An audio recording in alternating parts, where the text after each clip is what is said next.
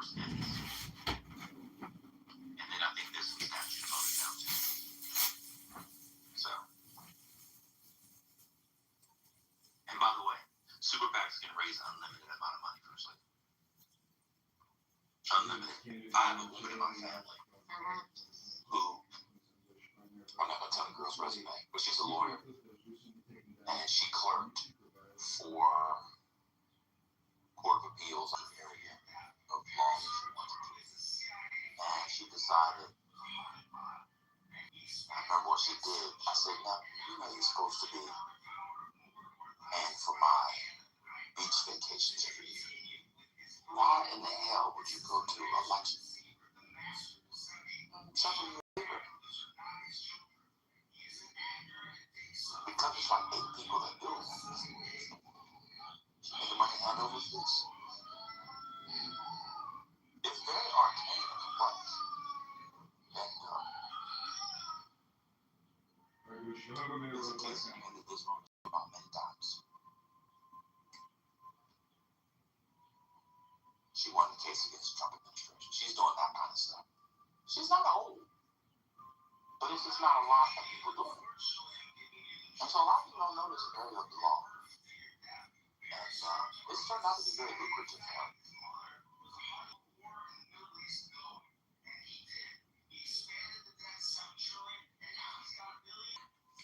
Okay, yeah. So she's But the idea that you can't put an ad on the cover, the idea that spiritists or one of us is running for office, and we cannot tell a super PAC to not put an ad with my name in the likeness on it is absolutely insane. Can I ask a question on that? Two things. So in a most extreme example, you can imagine how insane it would be. Like, let's say, I don't know, like somebody like KKK adjacent, whatever you want to call them. You still have to do it in the law. Yeah. Yeah, that. And then my other question is, for the foreigners that are in here, do they think this is absolutely insane? Like, are you guys looking at America like, I can't believe this is a real thing? The Igors, you know, the Adisojis, things like that. What do you guys think? Lord, I don't count you, even though you got a weird eye. Oh, he wants violence this morning. That's what he's doing. And I'm not gonna take the bait. Yeah, you see what? That, like Pan said, you can spend money on someone's behalf and there's damn thing they can do about it. It seems odd. You know, you can't dissociate yourself from them. It means you're coordinating. It is weird. It's weird, but it actually makes a kind of sense under, you know, a relatively reasonable reading of the First Amendment. In common law, they have an equivalent, and or in their statutes, and in their Bill of Rights, which our Bill of Rights is based off of, from 1689. That's when it was 89, yeah. 89? I think 89. I don't think they had that First Amendment thing of the one on free speech. So, We're talking about Europeans or? huh? You're talking about Europeans and No, the UK. The UK, yeah, they feel horrible. Yes, I don't know, man. It's hard. Then speech, government, you know, what would a law look like where a candidate can tell someone that they're not allowed to exercise their free speech and the government would enforce that? It may be very tricky to get through. Well, because where is the line? You know what I mean? Like something rather like, kind of innocuous or like, you know, whatever, and then, or something, the most extreme examples. Like, where do you draw that line? How do you legislate that? You put the line that if you're calling for direct violence, that is the line of the free speech, and obviously what is already criminalized, like it's not so hard. In America, you guys don't have like absolute free speech either. You have some words and some stuff that are, I forgot the legal term,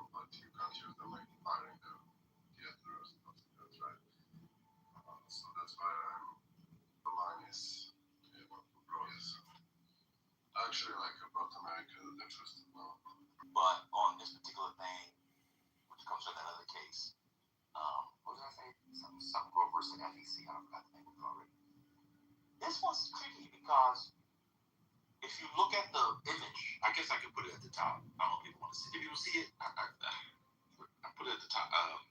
If you look at the Daily News this morning, that's a fair use image. He's a public figure.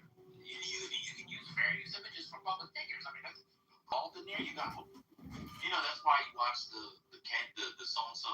This is first lighting, and I approve this message. And then you get the other ones where it says, "This message is brought to you by because climate was not approved by First Lady, but you should all vote for her." Like that, they tell you it's not the can. You have to make those things known. But if someone is running for an office, they're public. That's why I always say I don't really want to get into it, but I'm gonna say it and just leave it. When people talk about so and so's family doesn't at all. A family cannot stop you from doing a documentary about Aaliyah. I know people were saying it the other day. They cannot stop you from doing a movie about Aaliyah at all. She's a public figure. And the First Amendment allows anyone to do a documentary, write a book, write a biography, do anything you want, as long as the things are up for fair use. Obviously, you can't use the music; those things are protected, and you don't defame them, etc., etc. Families cannot say if Igor was writing a biography of Beyonce. And we didn't know this whole time that he loved Beyonce. Nobody Beyonce's quote estate or Beyonce or her husband or children cannot stop him from writing biography of Beyonce. Now they can stop him from using certain materials that they have, that they own. He can't defame her, but people, you can't defame her. The family cannot stop you from. That's what people have been saying about the Michael Jackson thing. The family cannot stop anything. I mean, literally, books are written about everybody every day and get published every day. Anyway, same thing with candidates. It's really that simple. If you go on groups that are out there that are so bad, and they're bad and they didn't have permission from anybody, because the type of people they're interviewing have zero connection to anybody that was in the band, related to the individual, whatever it is, and they're getting some shitty UK music journalists to opine under bad lighting in front of the camera. And it's still a documentary on X, Y, or Z, and it's still put out there. I feel clip it. UK is just going to have to take it. That's it. Yeah, but generally, the European laws, they have hate speech, and it's very broad.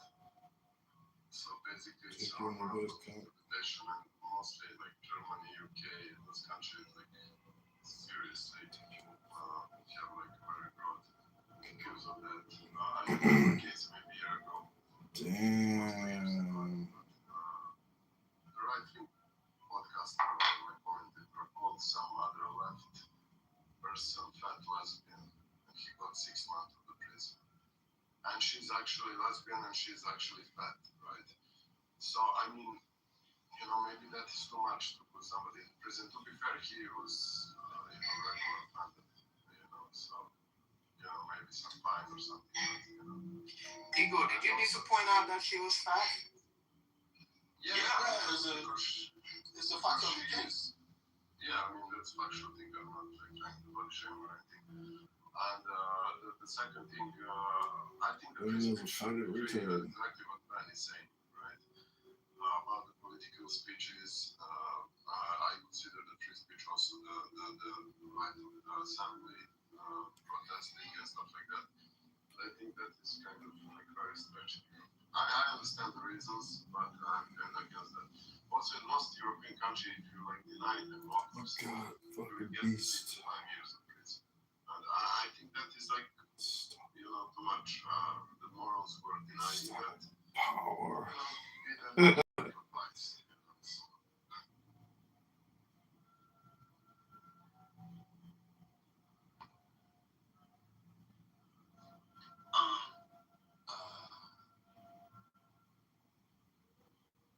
Tyra Banks is suing Netflix for defamation,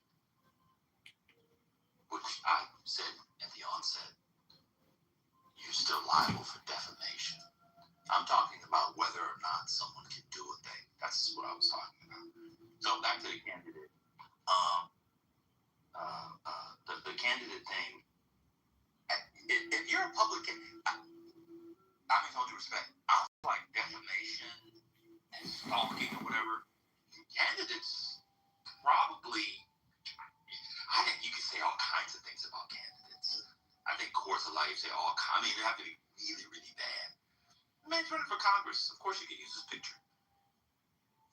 You know, Doc, you can come up. I don't know what the funny thing is.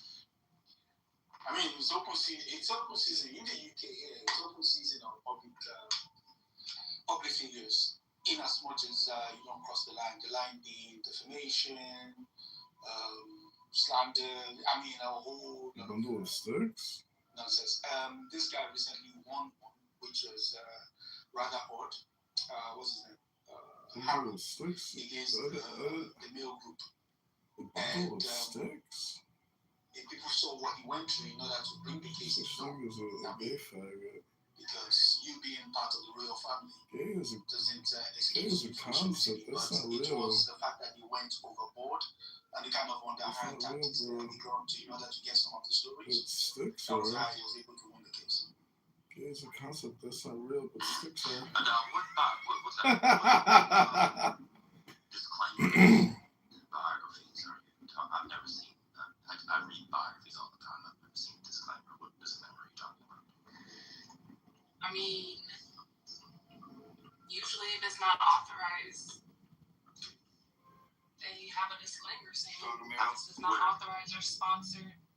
Where? Yeah. Somewhere where it's noticeable. I don't. It could be in the back of the book, inside the book. What book? Can you give an example? Is the person alive or dead or has an estate? I mean, sure. I'm saying I have 10. I'm in my living room. I've got 10 biographies right here.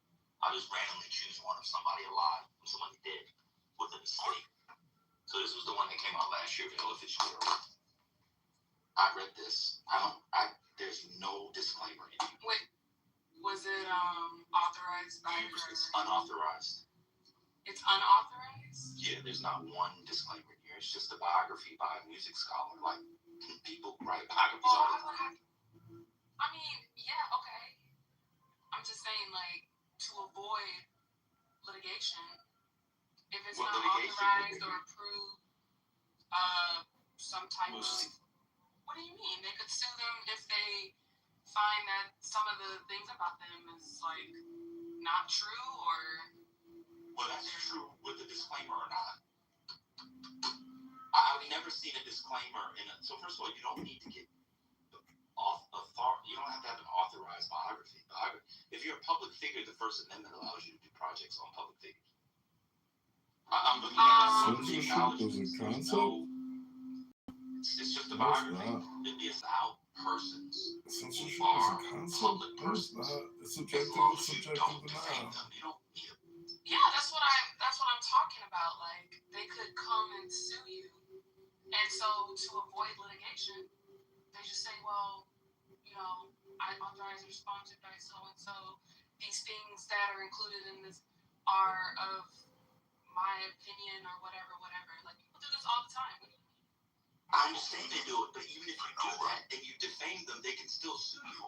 What I'm saying is, I don't know what's confusing. I don't know why people are saying, they don't do it all the time. I read biographies all the time. I've never seen disclaimers. I have no idea what you're talking about in biography. Question, please. So, are you saying that this is required, or are you saying that the disclaimer is required, or are you saying that the disclaimer is advised, that it's recommended? Is it a requirement or a recommendation? It's not required. It's to avoid litigation. So it's a recommendation, is what you're saying. Yes, I never said it was required. People can, yes, they publish stuff all the time. It's fine. All the time, and I'm trying to understand what that looks like. Well, I didn't say I see them. I said that they do it. They do include them. I don't read a lot of. Yeah, let me weigh in here for 1 second. So Sometimes it's also like a marketing ploy. It says like the unauthorized biography of George W. Bush, and it's a way to kind of say going details. It's not only a disclaimer at times, but it also is a marketing ploy. I mean, okay. I mean, I'll say, just listening to it, I'm not.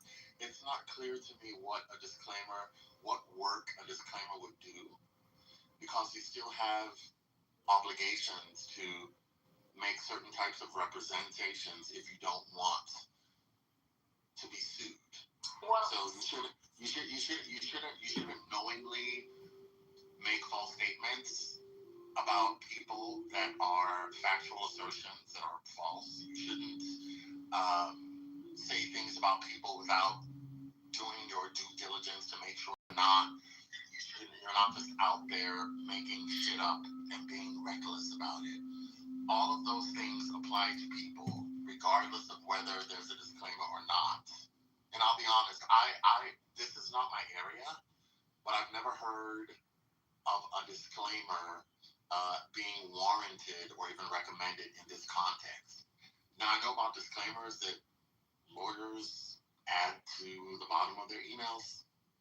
It's a different context. I just don't know about disclaimers here.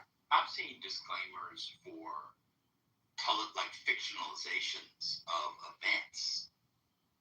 I've seen that, but I've never seen like, John Meacham, CEO said John Meacham. I can go get it. It's not where I'm right now. I don't remember a disclaimer in that biography about George Bush. He was alive at the time. All the biographies here, people are dead, but they have estates. But people do, and that like unauthorized thing is totally a marketing ploy. Anyway, back to the room. The candidate. I don't like it being on the front page, but people should be able to do advertisements on that. I don't know what the disagreement is. I don't know what the whole in the comments were for. Because you were saying that people do disclaimers to stop them from work that a disclaimer does. That doesn't. No, if you have a disclaimer and you defame somebody, you still can get sued. That it prevents you from being sued. I don't even know what that means for real. But that's what you said. You said they do it so they don't get sued. So that they don't have like a right to sue because it's a defense now. It's like my opinion. Why would they have a right to sue? Oh my goodness! I'm saying that they can use it as a defense. What would the defense be? That it's an opinion. It's not like something like if it's for defamation, it's an opinion. If you say it's an opinion, you can't sue for defamation, or you're not gonna win. So that's not how it works. That's not how what works. Calling something an opinion doesn't necessarily make it an opinion. You're going to have to show that it's an opinion. The disclaimer doesn't do. Let me finish, please, because I don't want to do the hiccup and the ha and the all that extra shit. No, a disclaimer doesn't do any of that work. If you make an assertion that's an opinion, you have to do it in a way that allows you to argue later on that what you are doing is making an assertion that is an opinion, not an assertion that is factual. Throwing the label disclaimer on it negates that part. No. Throwing the label disclaimer on it doesn't do anything if the assertion is factual. Disclaimer, the label, it doesn't do anything at all. Nothing. If you're trying to say that they're asserting this as a fact, and you have evidence that, I just meant to say this as an opinion, that literally negates the whole claim. No. The whole point. No. Didn't you just say you have no experience in this area? Like, I'm confused. But now you're telling me no. We're not going to do this. Wait, you have experience in this area? I'm more familiar. I'm currently familiar with it. What you're saying is wrong. What do you mean I'm not familiar with it? Because you said that this thing about biographies having disclaimers if they're unauthorized. That's not true. No, I'm saying. Wait, what do you think I'm saying? I heard what you said. What do you think I'm saying? You heard what I said. I heard what you said. We all heard what you said. You said these types of projects have heavy disclaimers, though. like They don't. They're not even in the contracts. yes, they literally do. Like whenever you How open up many a document, contracts for biographies? you open up. How many biographies for contracts have you signed? No, you can wait. You don't. How many biographies have you worked on? That's a better question, yes. I don't think that has anything to do with the validity of my claim.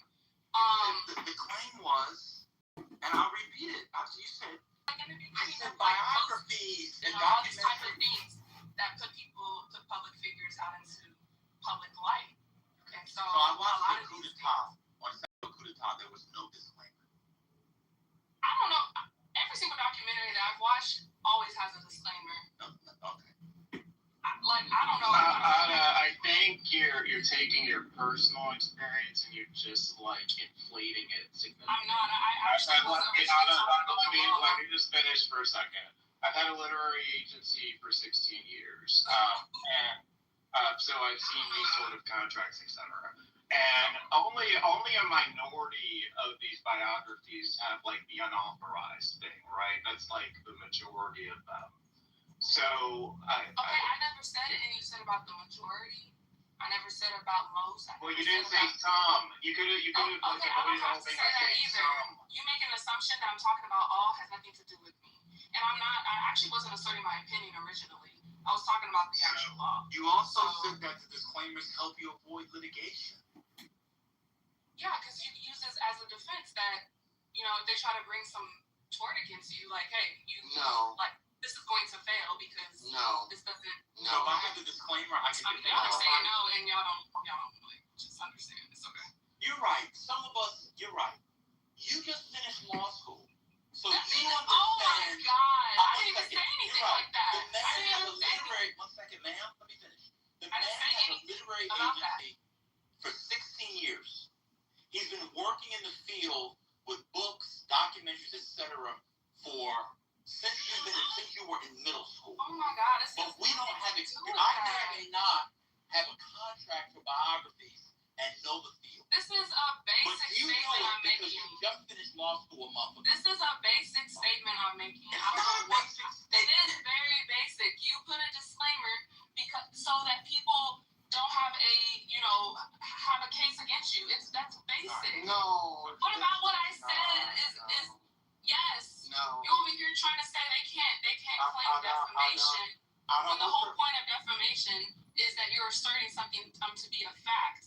If you have evidence that, hey, I never said this was a fact, this was my opinion, why would they have a case? It's basic. Like, I don't understand why y'all are disagreeing with me. I think y'all just want to argue. It's very simple. So let's say somebody sues the author of a biography for defamation. You expect the stage to believe that the defense attorney for that person is going to file an answer, and in the list of affirmative defenses, one of the affirmative defenses will be disclaimer. You're not going to see that at all. Oh, really? No, you won't. Why not? Don't you have experience? What cases have you argued on? I didn't say I had experience. Our experience. I never asked you about your experience. No, I didn't. You said he didn't have experience in it. No, he said that. He literally said that. He said it's not my area of expertise. He was giving Exactly. You then called back and said you have no experience in it. What experience do you have in it? I said. What experience do you have in it? Repeat. Oh my God, What you want to argue with me? experience do you have in it? Why are you yelling at me? What experience do you have in it? I didn't say experience. I said expert. I just What repeated what he expertise do said. you have in it? Okay. I don't know why you're yelling at me. Because you do a thing where you think you're the only body who knows something. No, I didn't. No, I literally didn't. What expertise do you have in it? I don't have expertise in All right, what the experience type do of you law. have? Wait, I don't have You don't have any expertise in anything. Oh, yes, I do.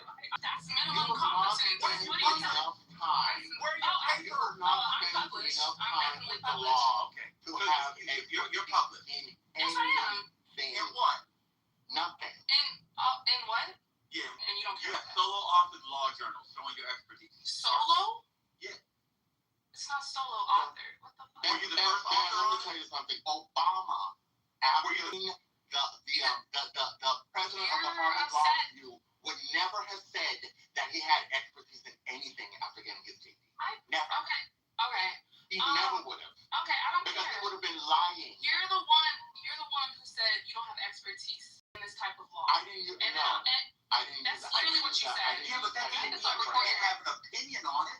I didn't use that phrase. Okay, he's literally telling me no. He's literally telling me no to a basic. I don't use the word experts and experts. He said that when I don't. This has nothing to do with it. This is basic. This has nothing to do with expertise. It's so basic that you don't understand it. I do understand. No, you clearly don't understand it because you keep disagreeing with a basic part of defamation. This is like, I don't know, like you clearly don't understand if you're disagreeing with a basic part of defamation. But one of the main defenses to defamation is proving that it was an opinion. You said that the disclaimers would prevent litigation. Prevent? What do you mean? They won't have a case against them, so there's no reason to sue. So if I write a book that's full of wrong information, a biography, and I have a disclaimer, and I say, this is all my opinion, but I publish it in a book, you're telling me I can't be sued? If it's a book and it's all untrue facts about a person, yes. I mean, it also has to show that, damage came from it. But obviously. Okay, yeah. I mean, I don't want to say 100%. I don't want to say 100%, but usually, yeah. So what the disclaimer? You're gonna have to do better. Because I don't have to do better. This is basic First Amendment. Disclaimer prevent. I'm sorry. This is basic privacy tort. This is basic privacy tort. 1 second. What did the disclaimer prevent? What do you mean? Prevent? Like, as in, make the case secret? You say quite explicit. You said that disclaimers prevent litigation. Yeah, I didn't say, like, anyone can sue. That doesn't mean the case is going to prevail. What do you mean? Like, right, I'm not sure if I have to explain that because y'all don't understand, like... I don't understand what? You don't understand what somebody means when they say prevent. He's been lawyering longer than you've been alive. He doesn't understand it. I'm talking to you. Wait, who? Hurricane. He doesn't. He literally just said that. He just said that.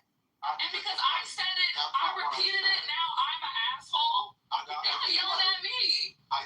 What don't we understand that you understand? I simply said this is not my area. What do I understand that you don't understand? That you understand? Well, it sounded like earlier you're saying you can say whatever about public figures. No, I didn't say that. I said you can do a project. Oh my God. I literally said you can do a project on any public figure. Just like with the candidates, it has to be fair use, but you can't defame them. I mentioned defamation 50 times. I said you cannot make things up. But when people were saying the family was preventing them from doing a documentary about Aaliyah, families can't prevent you from doing documentaries about Aaliyah. Now, you can't use things that aren't fair use, public use, etc. You can't use the music. If she's got a set of documents or letters that the estate owns, you can't do stuff with that. But you can do an entire documentary about Aaliyah without the permission. How do we know that? One, we know the First Amendment. Two, they need the family or estate's permission to do documentaries, biographies, novels, etc. based off a public figure's life. You don't. I mean, you can be at risk of litigation. I never said anything. He could be at risk of litigation about the subject or those adjacent to the subject. I quite literally said you can't do it. So what don't I understand? Ban is not wrong about like, look at the chat. Ban is not wrong about any of this. If Ban, no, I'm being honest, he's not. He is never wrong. No, I'm wrong. This is sometimes. He's not wrong I'm about telling you, it's basic. Perhaps. I'm telling you. So why are you disagreeing? Ironically enough, I did take this area in law semester. Okay. Okay. Yeah, yes. I took IP, art, law, took a whole series of courses in law school. Yes, it just comes to this. But okay. So I don't know. So what don't I understand about what I said? What did I get wrong about what I said? You're disagreeing with me. Why don't you What ask did I yourself? get wrong about what I said? things just can, now. What did I say about? I'm So, saying can that you anybody can do be a at risk of documentary on Aaliyah? litigation. You Can can be anybody at, do a documentary on Aaliyah? I don't know. Well, I mean, Legally, can anybody do a documentary on a public figure? Oh, they don't want to listen to me. It's okay. You don't know. Can anybody be a documentary about? Of Can course they anyone can. do a Of course documentary they on can. a public Of figure? course they can. What do you mean can? I mean, Yeah, are they allowed to? Allowed to like. Legally. you're gonna have to ask the question. Like, better. yes, You can't yes, ask the question can a like family- this. can a family prevent No, because there, Yes, no, he's no, being or I don't know. no, actually, no. The whole prevent like stickler thing. Now I have to ask questions because Legally, are they Politics. allowed to do a documentary on a public figure? without risk of The litigation. answer is yes or no. That it's simple. Everything Without has risk risk of of litigation. I'm just saying. Can they No, do? not anything. Can a family prevent? Can Aaliyah's family prevent me from doing a documentary on Aaliyah? I mean, it depends. Also, depends on what. It depends if what they said is a.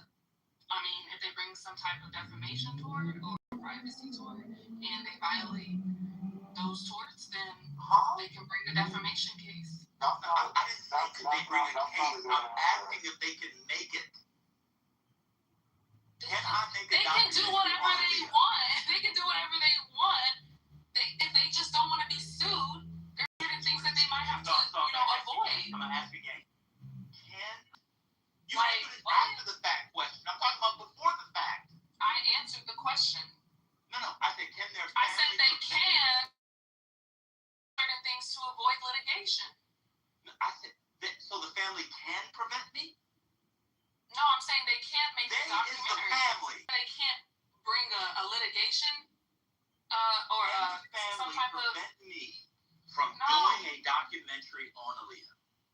no, unless you do something defamatory or you violate some privacy torts That's or after the something fact. else. What do you mean after the fact? I thought that's what we were talking about. How can I do something defamatory before I've made it? I literally said, are we talking about without risk of litigation? And you said, of course, that's what we're talking about. So yes, we are No, talking about I'm talking about to do it. The genesis of it. No, you're not gonna get locked up if you make a film. I didn't say anything about locked up. You I'm can't saying can they prevent you from making it? not on a defamation tort. No. Put defamation aside, and they I don't know what they can sue them on to prevent them from making it at all. No, I don't know that. So is it a yes or I'm no? talking about like No, First you're Amendment changing stuff. the question. That's the problem. I'm not So changing the question. You are. No, I'm not, because I thought we were talking about defamation and privacy stuff. I No, didn't know we you was talking about preventing them from making a film in itself. That's That's not what I literally Okay, that's not what I was talking about. because we were talking about That's not campaign what I ads was and whether talking or about. not a candidate should be able to prevent someone of using their name, image, likeness, etc. Well, you can prevent them by threatening litigation. Of it. Well, you can prevent them by threatening litigation. No, you can't. Of course. Well, how That's literally what super PACs do. Wait a minute. Hold on. You're telling me now that a candidate can prevent a super PAC? No, I think candidates do have a special protection, but you were talking about public figures in general earlier. Right. So if I'm going to do a documentary on Beyonce and I use fair use and it's a documentary, she can sue to prevent me? Well, on what grounds? I don't know. Prevent. I don't know what you're talking about right now. Prevent. The word prevent. Are you trolling me? Stop. No, I think you're trying to do this wordplay thing. When you know what Wordplay? I was said talking prevent. about. Yeah, you knew what I was talking about. No, why didn't Puffy prevent It's 50 about the Cent? super PACs. Yeah, why didn't What? Puffy prevent 50 Cent doing this? What? Why didn't Puffy prevent Word 50 games Cent on the from word his prevent? documentary? Yeah, I explained many times what I meant by what I said. So I don't know why you're trying to change the topic. How am I changing the topic? I was talking about whether or not the candidates can use. You gotta relax.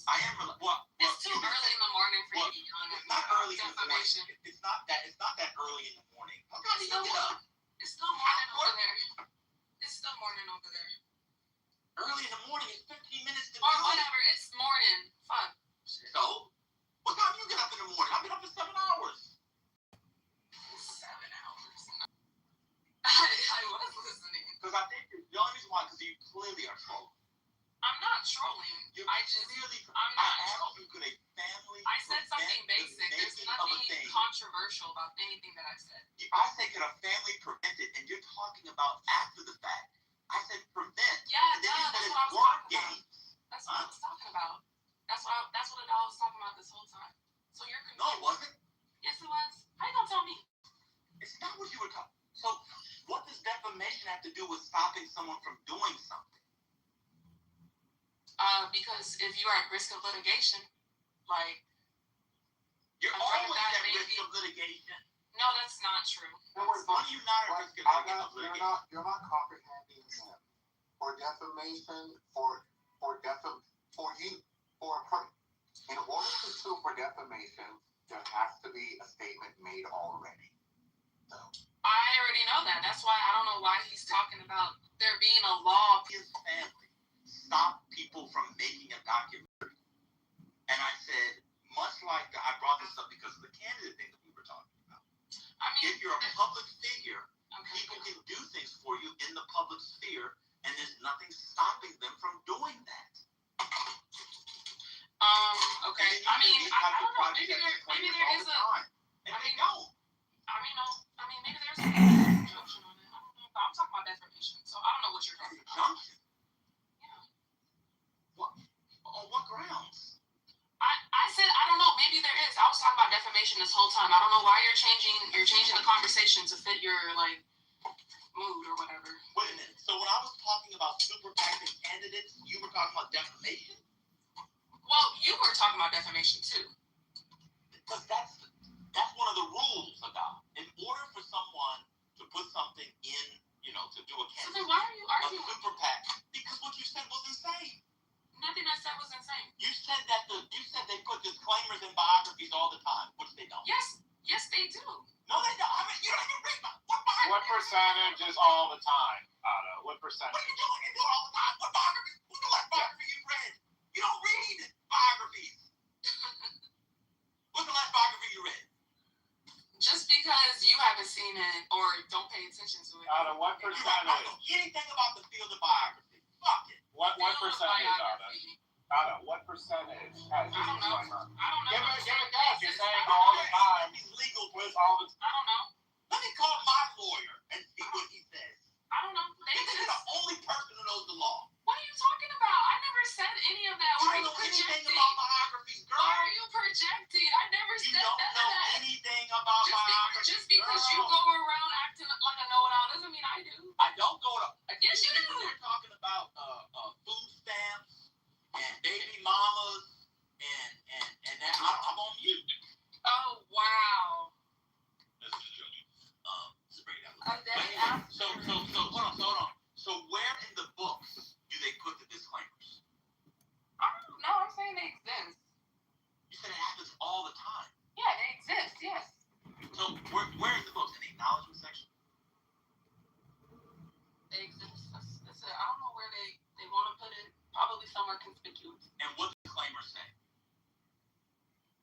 I don't think it could say something is not authorized. This is opinion. All opinions not sponsored by. And you read about this somewhere. Where do you know this from? Like, how are you getting this information? I read this in while learning about privacy porn. So while you were learning about privacy tours, He was like, y'all are telling me I'm wrong. when you were reading about privacy tours, one second, they were telling you that in biographies they put disclaimers and for privacy tours. One of the I don't want to say main, but one of the major hypotheticals we get when being tested about privacy tours is about, did somebody have like a disclaimer or type of evidence that they can show that it was like an opinion or etc. Oh fuck, I can't park here. So when someone writes a book, they're usually making arguments. There's already an implication of a lot of things you're saying. But what's fascinating to me, from all of the biographies, someone said in the introductory pages, I'm sorry, I have not seen that. Maybe I'm reading the esoteric literary biographies, and y'all are reading more mainstream ones.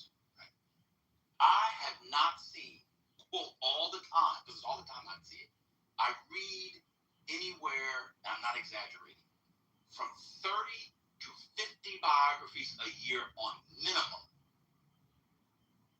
I know I can call right now 15 people out of my phone who are writing biographies. None of them has a disclaimer. So out of what you might be talking about is sometimes publishers become more comfortable if they know someone's going to be very critical, that they have a disclaimer like that, but it holds no legal weight. It's more so it just makes the publisher feel better. Okay. Holds no legal weight. Okay. It doesn't. Okay. So if somebody makes a biography and they assert that everything in this book is factual, and then that causes a defaming of that person, you don't think that they have some type of case against them if they don't have some disclaimer that says, hey, this is actually just my opinion. You don't think so? Well, a couple of things. But it's not legal, right? Can I respond? What book has anyone read where someone claims it's all factual? So that would be like a different kind of disclaimer. But Where there's somebody would be saying, can I respond? Oh, okay, I didn't know. Why do you ask questions and then start talking about people? I'm sorry, I got ADHD. You do? Probably. Oh, okay. Go ahead. I don't want to be. No, continue. I'm already walking. No, you have ADHD. I don't want to be ageless. That's too late. You already say the R word. But go ahead. What, retarded? He says it again. Okay. So you're saying if someone claims it's all factual, who's done that? I'm saying that they purported to be factual or there's ways of showing that. Who? Gosh. Who? Oh my gosh. No, but I'm saying in the Do I have to bring an example? It's Yeah, just that's so what I'm saying. boring always bringing examples yes, for I'm basic trying to things. understand what that would be like for someone to write a book and then to claim it would be all factual. It's just so annoying having to have an example for basic things all the time. Okay, let's try this. You've never even read a biography. What the fuck? I've definitely read a biography. What biography have you read? I've read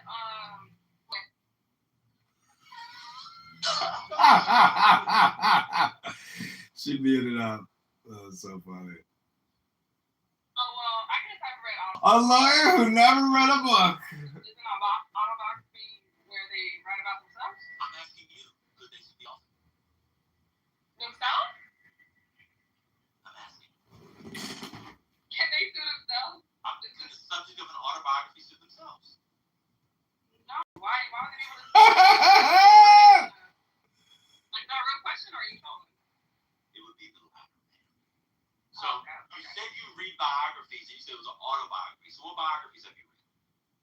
Wait, why are y'all so interested in me now? Because I'm going to look it up to see if Because you're getting called out. I like fiction. Now we're back to I like fiction. fiction too, but I've also read those things aren't exclusive. No, I don't read a lot of biography. That's fine. Y'all won on that one. Y'all got the biography. So no, but the thing is, you said that people purport it all to be facts. It's all. I mean, first of all, I don't know what kind of editor or literary agent would allow their author to do that, even in the prose, because you're opening yourself up to all kinds of problems. So people use verbs like I argue, I understand. You do all kinds of things. You do all kinds of things in the prose. I don't know how, first of all, your agents have legal teams, publishers have legal teams, you have an editor at the publisher. When you write a biography, and I'm talking about real biographies, with all due respect, I don't mean to self-publish Jamal, are you a 40 out of 40 on the dating scale? Let's go get the pussy, go get the pussy, go get. I'm not talking about that writing. If you have, that book was published by the one I had put in the door, major press. The lady probably got $50,000 advance. Maybe got a back so much. Probably got much more $50,000 advance plus the first one, right? You go through multiple levels of editorial and legal oversight. There would be no world in which anybody would be purporting for that to be fact. Anyway.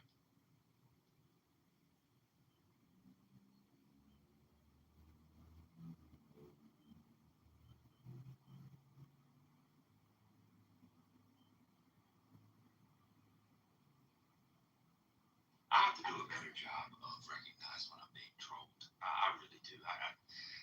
Why do you think I'm trolled? Oh, breaking news! Breaking news! Oh, okay. Today is the day of big deaths.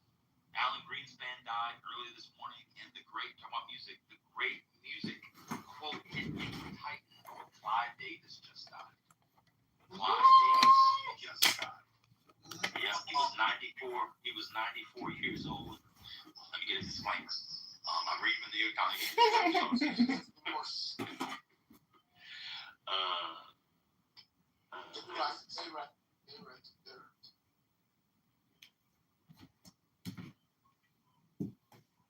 So June 22nd took him out.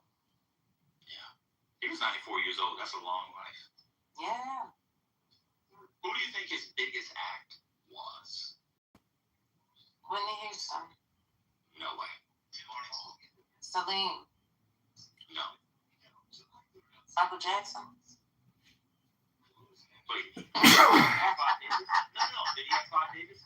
Cough and it just fucking stinks. You're like, oh, I never knew my cough. Barbara Streisand. A sneeze. Who else? Yeah. Oh, that sneeze stinks. Ew, your sneeze stinks. Gross. Ew. Yuck. Just because you and your mom walk with you in the house all the time, it didn't mean different people was buying it.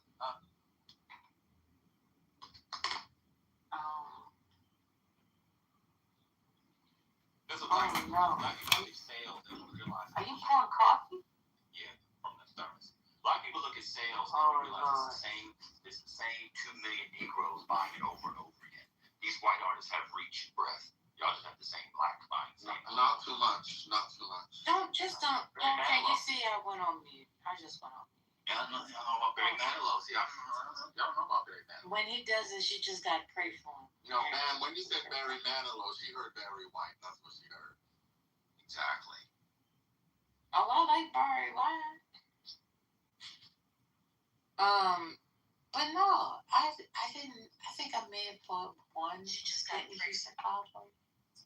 No, I'm just joking. But I have more team. She was obviously bigger than Barry Manilow. I was just joking. You're a rascal.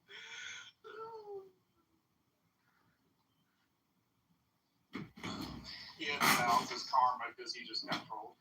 Yeah, that was insane. I actually went to the shelf and pulled out 4 books. I was like, what am I doing? It's good. She's walking and trolling. I got it. Hey, man, quick question. This Barry Manilow conversation made me think of something. Can you think of a contemporary of Shantae Moore who sings better than she does? Or is she still among the singers of her generation, the best currently? Shantae's coming. He's obviously the best. Yeah, she's incredible. I just watched some videos of her singing recently. It's amazing. How well she still sings.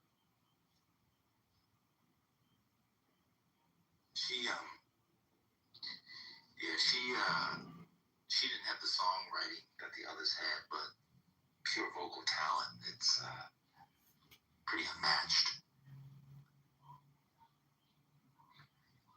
She could probably sing Carter Nome. Probably. I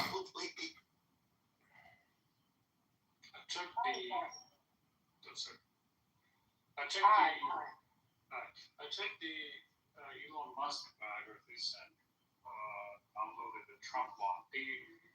Any legal disclaimer I can found is the standard non-fiction disclaimers, especially with finance-related books that are meant to protect the publisher from the readers, not from an author.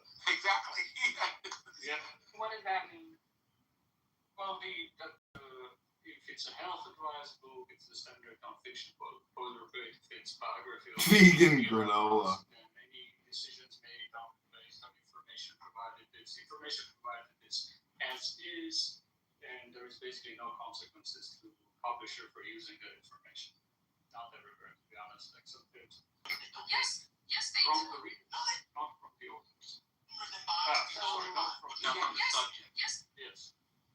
So y'all are just, I mean, it's really Googleable. Like y'all are just saying like that, like disclaimers just don't help with legal consequences at all. Is that what y'all are saying? Like y'all just No, what we're saying is that if somebody reads a book about a witch doctor, chicken blood, and sucks up the chicken blood, then I read the book and I have cancer and I die. My children, my husband, my wife, my family, my friends can't sue the publisher. That's standard for health. In other words, this is not health advice. That's not what we were talking about. We were talking about it from the vantage of the subject. Not so the witch doctor's family is not, it's not a disclaimer against the witch doctor's family. Same thing, if you read a biography of Warren Buffett and somebody details Warren Buffett's investment plan in 1987, 1988, after the savings and loans crisis, I then read it and invest exactly the same way. I lose my 401k, which we all know. The median now is about $85,000 for 50-year-olds. I cannot sue Simon and Schuster for $85,000. That's not what we were talking about. Hello? Hello? And frankly, what? Hello?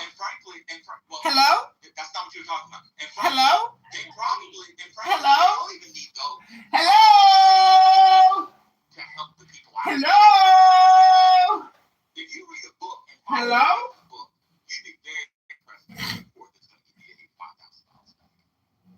I think they're just doing it for them just to be nice to the people.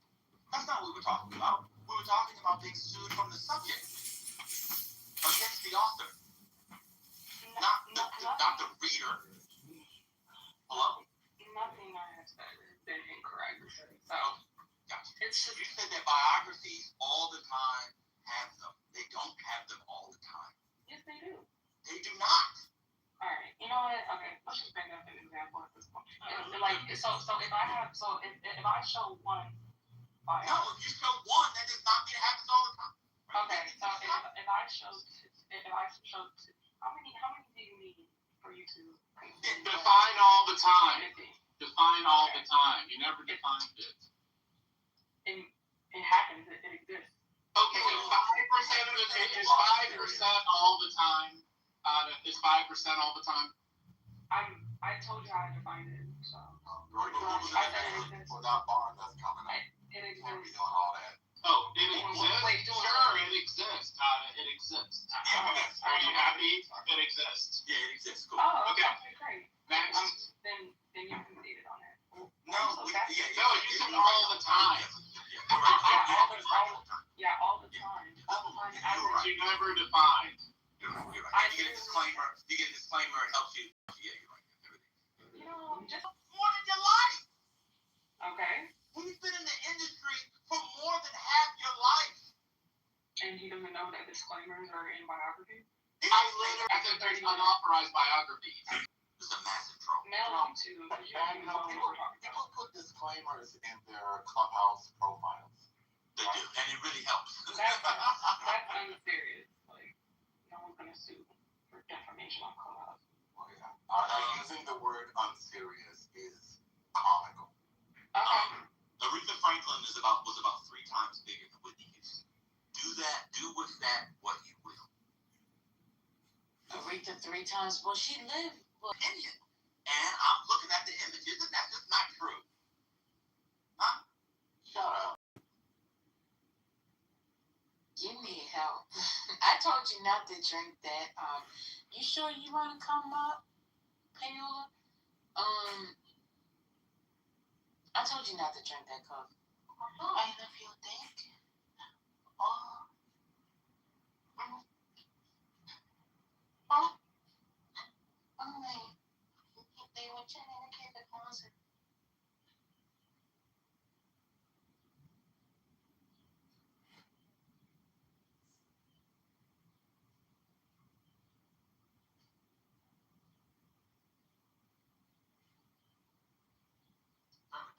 Back to the thing. So do y'all Which believe thing? the original point was about preventing it. I see y'all's argument be able to have a say. But I think I'm a side with the court on this one. I think that people should be able to make political ads without the candidate's permission. So I had a scenario that I was thinking about before I left. I took a call.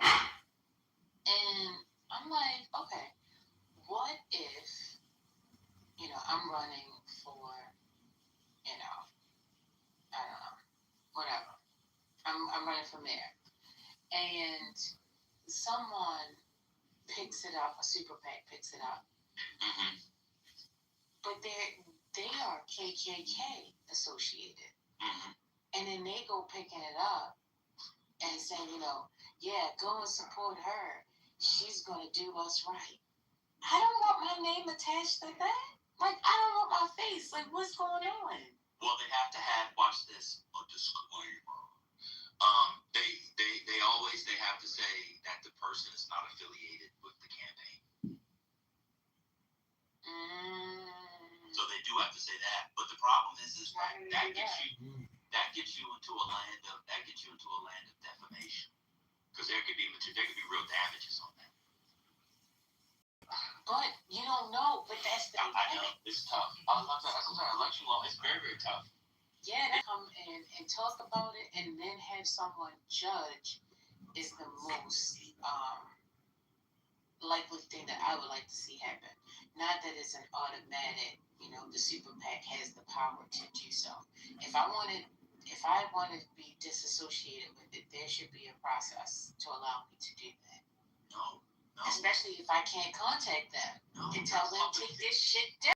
No, you're a public figure. No, so when you decide to run, all of that is on offer.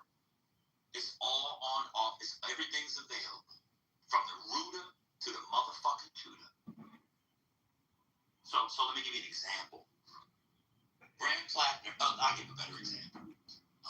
When I run for Senate, all of the back channels of me getting titty pics, requesting titty pics, the videos, the meetups at the Whole Foods for hand jobs, the trips that I've taken with about 5-6 women on here, the foursome that I had on here was a female, male foursome. All of those things, all the Kitover recordings, all of that is on offer. Once I open myself up, to that sort of scrutiny, it's all Graham Plattner's texts. If that lady turns those texts over, well, that may also have to do with, what's it called? When you have two-way consent, both party consent, or whatever that's called. That may be a little different. See, it all falls under different types of law, telecommunications law. Like, it's kind of messy. But all this is to say is that somebody can have a super PAC and say, look, there was this guy named Van. He was in the back channels. 3 of us met up one time. We had some bourbons, and next thing you know, we had the leaning tower of pussy, and he was going up and down the 3 of us in the bed. That's all available. It's all available. The leaning tower of vagina. No, pussy. You need the alliteration. The leaning tower of pussy. No. It's too early for the cat word. The leaning tower of pussy. They'll call me the Don Giovanni. Sometimes I have hurricanes. I got Nina. They're like, a mille tre. He got 3,500 hoes in different areas. Yes. So different clubhouse houses and rooms and privates and all that shit. 3,500 and counting, okay? In Turquía no vacuna ma in España. In España son ya mille tre. Huh? That's I got the whole Rolodex. That's all gonna be available. Everything I'm saying, disclaimers is very common. Just show me one. I've got multiple biographies here. None of them have disclaimers in them. Also, before you go back to that, Remember, Van, she's cheating because if 0. Oh, sorry. Yeah, 0. I'm looking at articles. But you never define the number. So if it's 2%, then you're right. Define a number. You But if use it's it all the 2%, time. then you're correct. All the time does not mean a fixed number. It can mean 2%, right? It can mean 2%. I mean, it could mean like it happened. It could mean what? It happens. It happened. It could have happened 21 times. So, $1 million. okay, I And that's yeah. What you're talking about. I mean, if you don't, it's What's CEO. yours? Okay, well, CEO has already been rude to me, so it's fine. And then you asked me to come up to talk about this stuff. I don't know. I know, but You're you're talking to the not. room, Hope. No, you're not. You're still talking about it. Well, you see it. We agree. It happens, but it does not happen all the time. Okay, well, I'm reading articles by lawyers that say that it's very common. It's not a complete. Lincoln. It's not a complete defense, but it's Lincoln. definitely used. Okay, stop. First of all, don't talk to me like you're handling me. You're not my dad. Well, you got to handle yourself. You asked what the word prevent meant. You said you didn't know what prevent meant. No, I didn't say I didn't You know. said I was playing word games on the word prevent. Oh my god, you're yelling in my ear. Let me turn Because it you down. are a troll. I'm not trolling. I said didn't prevent. You said I'm playing word games. The word was prevent. Oh my god. Go to work. When I. Don't study. Okay, bro. Hey, let me do you like, you know what? Let me do you like we did. Go study. Get off the app. Don't pass the test. Get off the bitch. No. We want you to win. Stop talking to us. We're old. He passed the bar. I drink at 1. Go. Get off of this. And stop talking to Sandata on here. So let your brain up. Go. That is correct. Isn't the bar exam like in a week or so? I have no idea what it is. Why are you talking to me? Get in the books. Exactly. Get off this app and go pass that bar. Go pass the fuck up. Then come That's back. why I'm yelling. Why Come you back talking with to your me? past and don't on us and tell us to suck a dick. That's what you need. Yes. Is it Bible study yet? Yes. Pass the bitch and say, man, you're a bum. I passed it. You move her down. In fact, how can I block her off the app? Block her until July 4th because she really does need to go and study. Yes, get off this bitch. God forsake you. I have nothing. Gotta come back in for a band clip crash out. Go read a book, retard! But I think the benefits outweigh those kinds of negatives. And I think the benefit, not the benefits, what the First Amendment is trying to do. I just don't think I don't think a candidate should be able to control my speech. So you talked about all the back channels and all that. Obviously, a super PAC can use it to be against you, right? I'm talking about what if, like, they're being positive about it, and I don't want their support. You can't control their speech, though. But I don't want it. It doesn't matter when you're in a... I should be able to go to court. I do not want these people singing my praises. I get it. Ain't nobody singing your praises. Speech. You can't be associated with the KKK. During the campaign, I mean, because I could imagine, like, you know, I understand what you're saying, but I think the implications of that could be really expansive, right? So do people in a public setting get to talk about, like, how far does that extend, right? So at a public event, you can't say, hey, you know, I'm supporting so-and-so. Is it just in commercials or video, like, you know, like how far would that speech go? I think that would be really hard, you know, to sort of disaggregate when you get to support someone or when you're when your freedom of speech, when you get to have your freedom of speech, and then when you're limited, if you couldn't say that. I mean, I think the endorsement is important. So, I'm so-and-so and I endorse this message. But you can't disentangle that. I don't see how you'd be able to do it. Yeah, I mean, the one today is tough because out to the New York Daily News piece aside, I mean, the candidate might not like Anthropic, but I'm sure he loves the ad. Today is kind of tricky too. What if you like the ad too? What if you like the ad and you want the exposure, and even if it's good, but you don't like the people? So the KKK is an extreme example, but the one from today is really interesting because I think the only way to okay, sorry. I recognize I'm targeting lies. I think the only way to go about that is to indirectly offend the people that you don't want to support you. So, for instance, like y'all remember when Gucci did that runway and they had the noose around the neck, and it was like all the black people were outraged. Like, I can't believe Gucci would do this.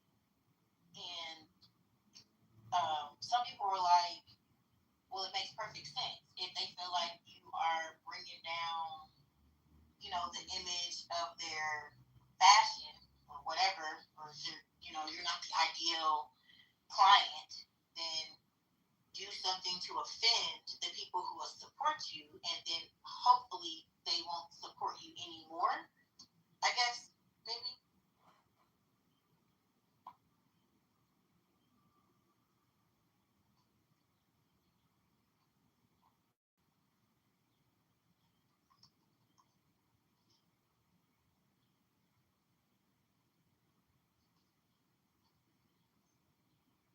Maybe not. Sorry, Penny. I didn't hear your submission.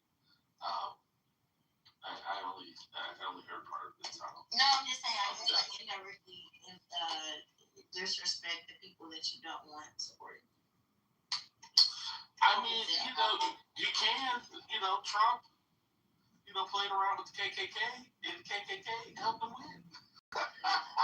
It mobilized some folks. He spent a lot of time not distancing himself from. So, I think people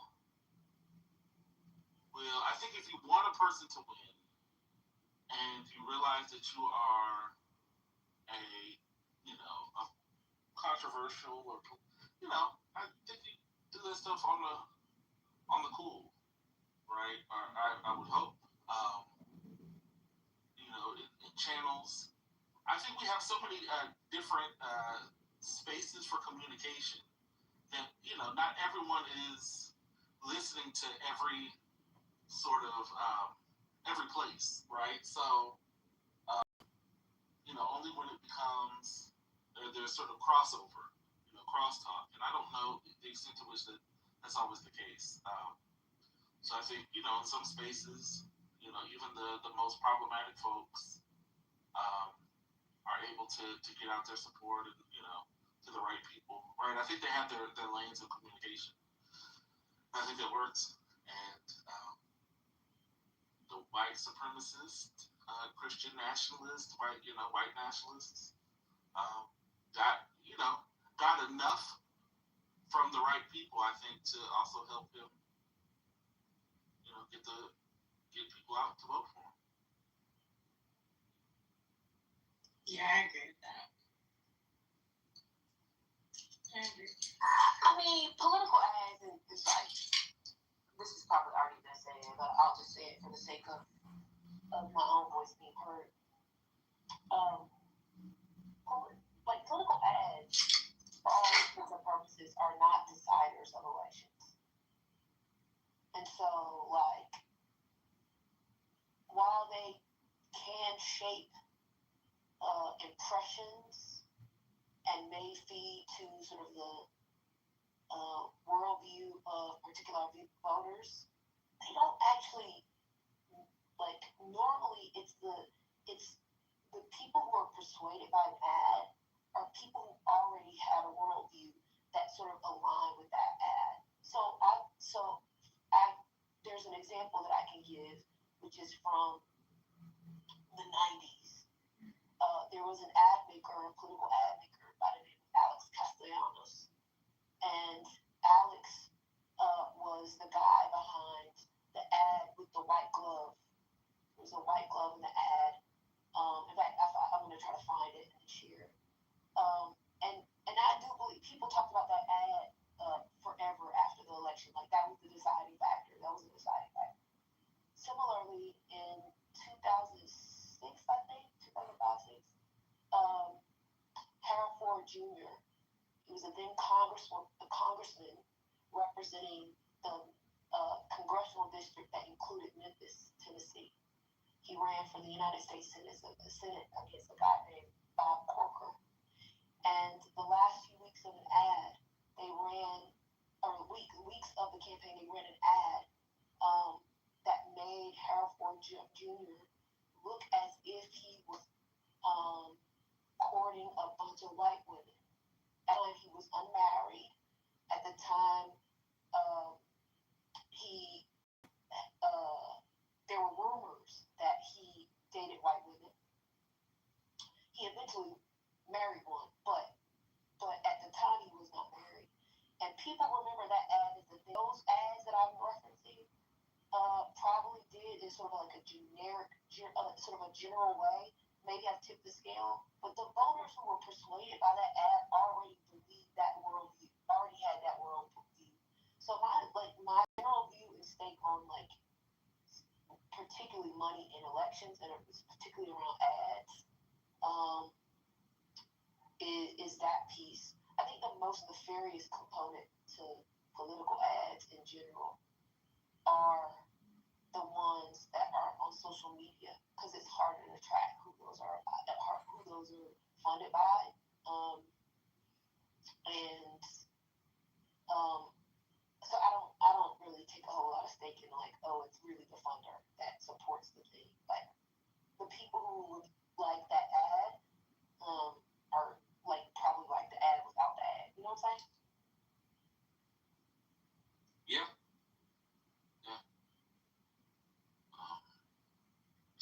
And to your point, I mean, I think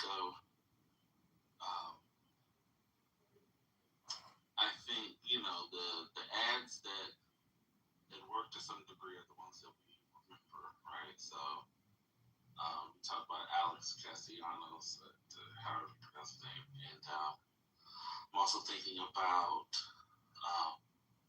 like the Swift Boat Veterans for Justice or whatever.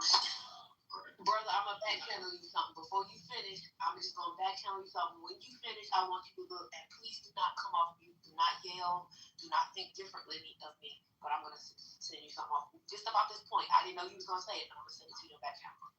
Okay. Yeah. So I was just thinking,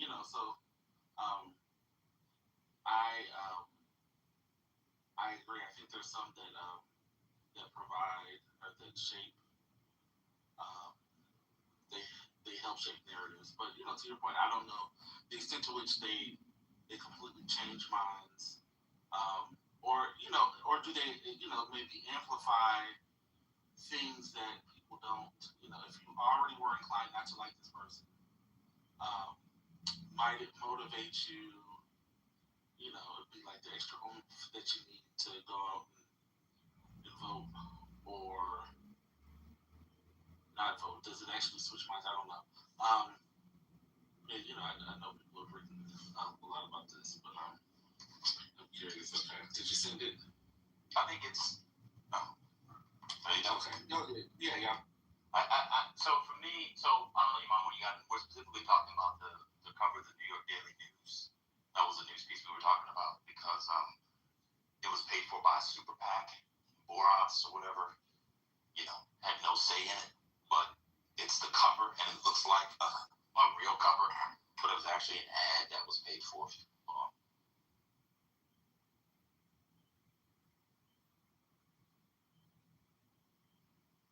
actually an ad that was paid for by a super PAC that's really anthropic.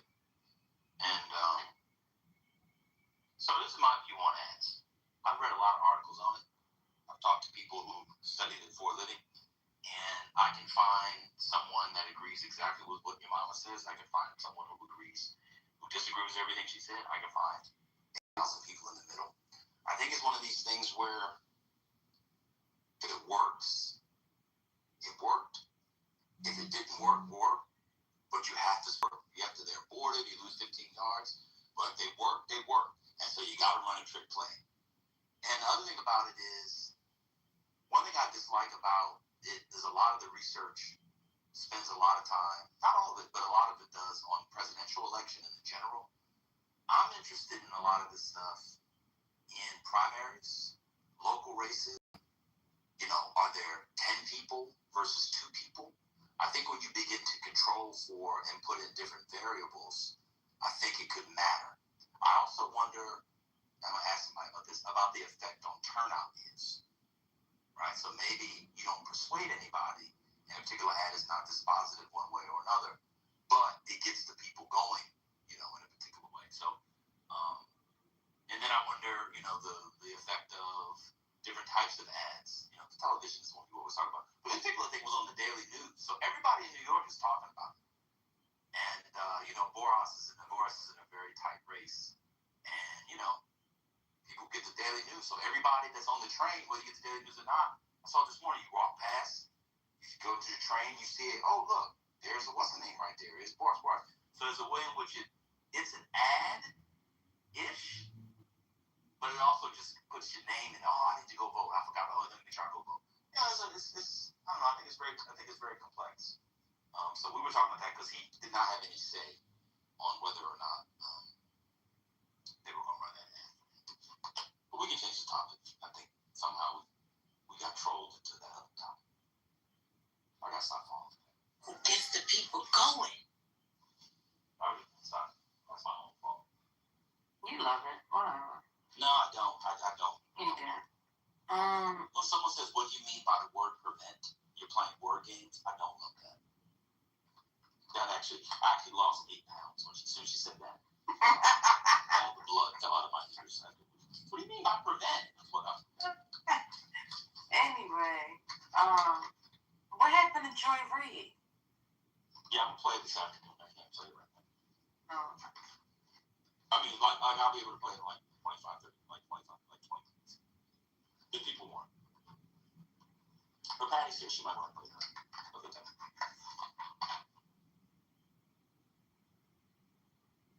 I think she's out. I don't think she's audible today.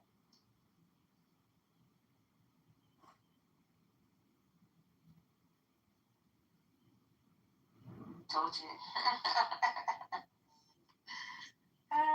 She said I can't. I'm outside.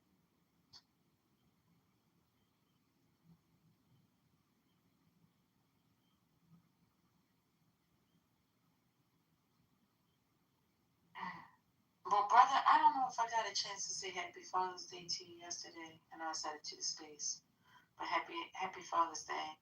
Hope you enjoy it. Happy Father's Day to all the wonderful men that are here, whether you have kids or not. If you are a father for and you have nephews, nieces, dogs, and if you father them, love them, Happy Father's Day to you as well. All right, it's 12:30 p.m. 12:31 to be exact. That was a great conversation regarding Super PAC. I learned something today. And now I've learned that money can buy anything, as well as controlling the other person and saying, I'm going to write this about you whether you want me to or not, because you're a public figure. My. Hey, that's the world we live in today. I think somebody needs to repeal that. That's just my thought. And into another discussion, some kind of way we got on bio. What's next? Where are we going? Is there a train or a plane taking us somewhere? Any updating news? Yeah, what's the updates on the Iran deal? Of course. That's what I was going to ask. On the Iran deal, I know Vance. CEO isn't here. Oh, he was. He was in here for a good old I time. know. Oh, you waited for him to leave for you to say that. You say that? No, Dan asked the question. I was just asking if he was still here. But I'm saying you should have came up and asked him what you needed to ask him. I mean, it was a good conversation. I don't want to ruin that. I'm sure that would have been a better conversation. I'll come back. Let me see if I can ping him back. Yeah, probably that. But yeah, I saw JD Vance is like going to the next level now because Iran has agreed to allow the inspectors to come back in. Agreed to allow the. That's all I know. Did y'all report on Alan Greenspan? Oh, Yeah. and Clive Davis. Oh, wow. Oh, is that why y'all started talking about Whitney? Yes. Oh, okay. Y'all know, Ben probably knows this, but y'all know that Andrea Mitchell is Alan Greenspan's wife. Yeah. That's wild. And for those that are new to the space,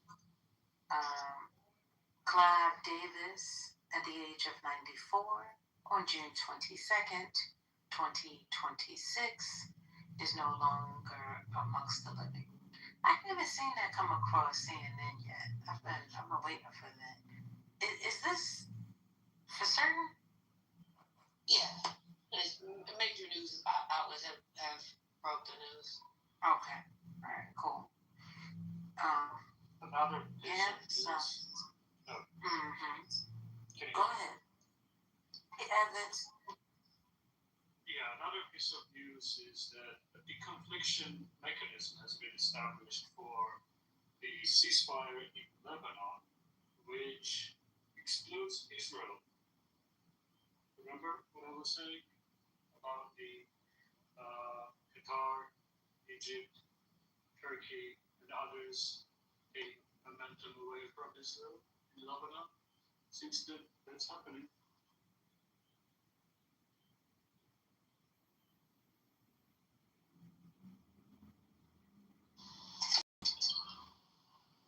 Yeah. I was wondering where you were, Neo. I figured you were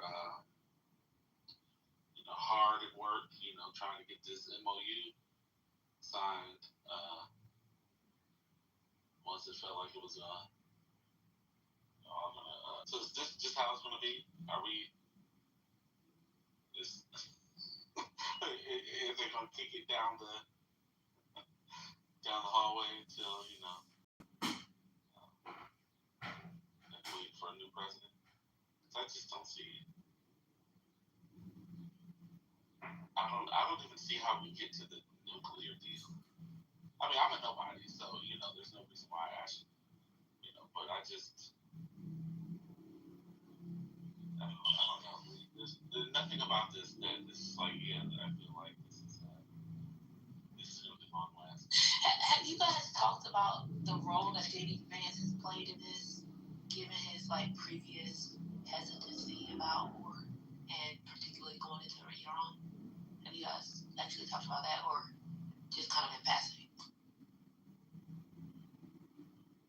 I think when he was on The View, he was actually responding to some of those questions. Yeah. But as a personal response, I don't think people have personally responded to. Yeah, he's been. I think Kim. I mentioned this yesterday, but if you guys haven't seen his Ross interview on the New York Times podcast, his New York Times podcast, he also gets into this a little bit, but it's obviously less hostile because Ross he was more focused on the sort of his new book, but I think it's interesting that like he was sort of a complete naysayer to going into Iran, and specifically the type of the way in which they went into Iran. But now it's become the face of the deal or potential deals, which is always interesting to me because as the VP you get assigned the task, and so it's going to be interesting to see how once sort of the dust settles. I mean, this probably won't be over in 2027 when he's running for president, but the sort of role that he plays now will certainly be part of the conversation if he is a presidential nominee in 2027, 2028. Yeah, I think this is revival of his dead political career and his potential presidential run. At least that's probably how he sees it. That obviously hinges on the Iran deal not backfiring again. But yeah, he's back in the conversation. And he's back in the conversation sounding relatively sane and, dare I say, on this issue, kind of centrist. Yeah, I mean, I actually have a very different worldview, and maybe because I think wars are so unpredictable. Foreign policy is so unpredictable and sort of and can make or break potential candidates. I just have a very different worldview. I think he is back in the conversation, not invisible like he was before. I don't know if this is great for him. Right, as being the spokesperson for the deal and the administration, but he doesn't get to make the choices. So the choices that the administration makes and the president of the United States makes are the ones that will decide his fate as whether or not the sort of like impact takes or helps his worldview on presidential candidates. There's always about like, oh, they don't have foreign policy experience, so this does give him that. But I think it's largely contingent on like the decisions that's made, whether this deal is actually seen favorably or not. And I think we've heard a lot about this sort of previous week's deal. A lot of Republicans from conversation. Yeah, it's an interesting thing.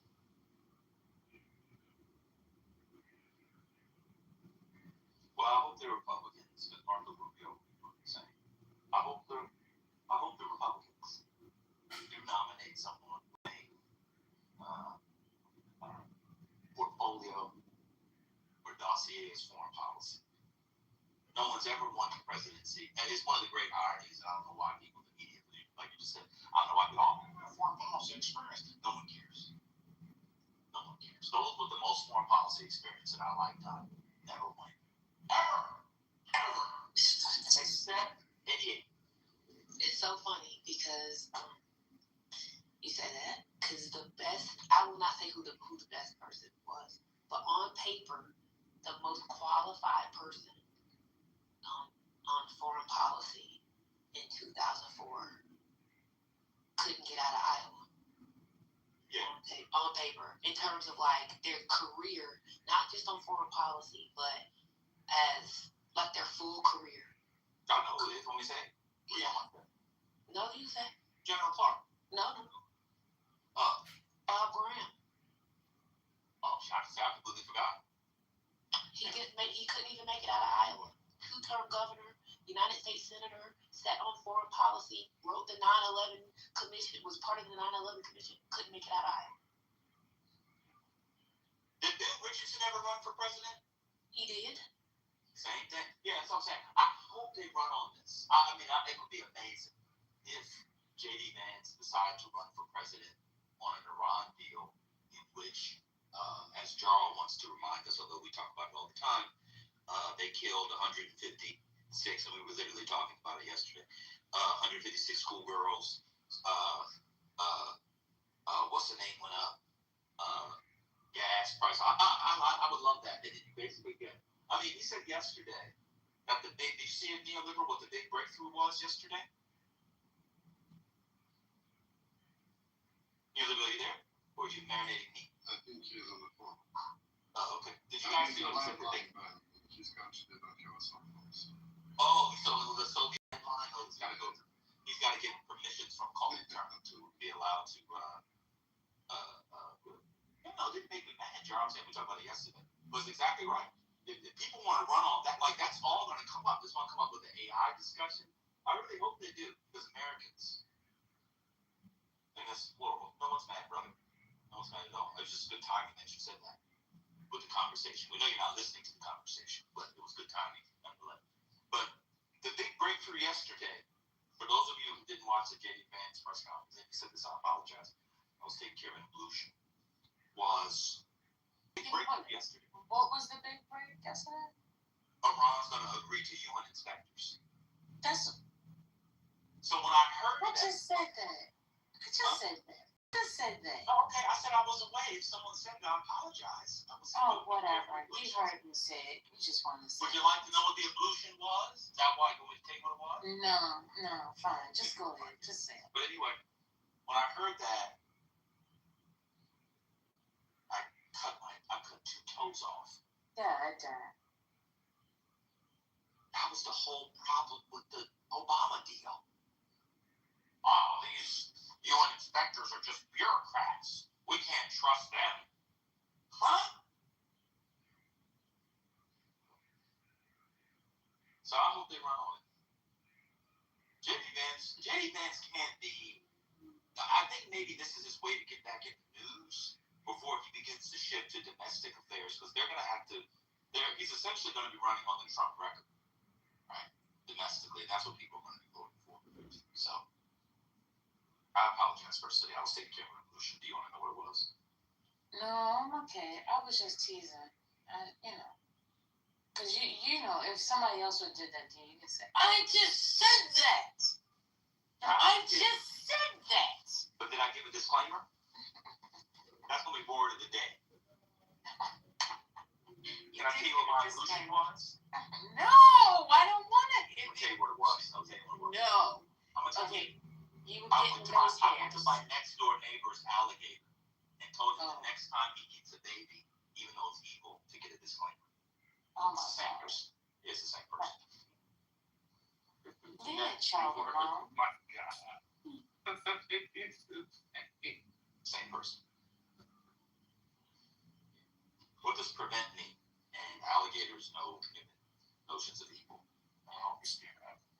Just stay there.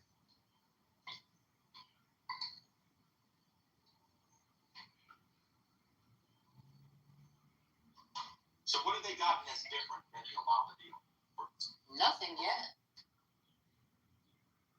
What wasn't proved besides, I guess, the threat of bombing? They keep saying threat of bombing. Is there anything else that's there? I know. No, there is something major that I don't think we actually discussed. And that is the fact that this will not be coming out of the U.S. tax dollars to pay them back. They'll be getting just their sanction money that was held. Isn't that different? No, that was true for Obama, too. That's not different? No, Obama, they just say that it was like $300 million that had been frozen, and it accumulated a bunch of money, their own money. I don't think there was any tax dollars. Yeah, why would we be giving them tax dollars if we didn't destroy infrastructure during the Obama administration? No, but she said that's what they said. That's what. Yeah, we're gonna have to pay for it. They're gonna have to pay for it. They gotta rebuild that infrastructure. Oh no. In the JP 3.0, and 3.6, it's part of it's one of the last phases. So they're gonna end up paying for it. Whether they get it from the GCC countries, I don't know where the fuck they're gonna get the money. It's gotta be paid for. They're gonna have to put that infrastructure back. Oh, wait a minute. Now, I know where Matt got this from. But Matt says, breaking. Tucker Carlson announces he is no longer supporting the Republican Party. There's no chance I will support the Republican Party. How could I, or any American voters, support a political party that's not loyal to the United States of America? DC was right. She called it. Where's Jeremy? Also retired, you know. So is he a liberal now? He ain't a nobody. He just a nobody. He gonna vote for the Republicans. Y'all are feeding the Christian authority to Tucker Carlson, and that's the problem. I don't want to have that conversation. Well, you're right. CC told us he was going to introduce Medicare for all, but then all the Democrats are going to vote for Tucker Carlson. So there you go. Yeah, he's probably a libertarian.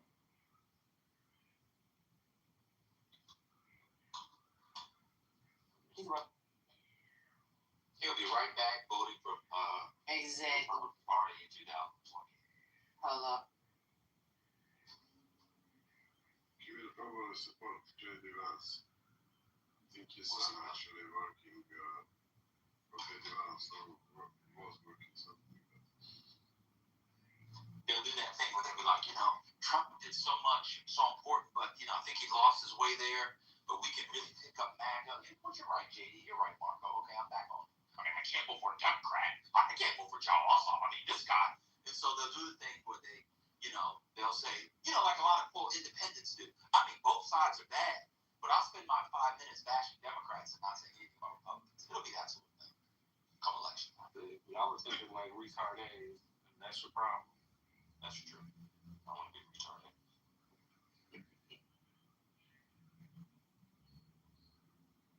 Maybe he will become communist. The French lady is such a socialist. Yeah. Good you on that. Oh God. She tried to act like she didn't say that either. That was the craziest thing. Oh yeah, that was wild. I'm gonna be honest with you. That was the one thing I did hear.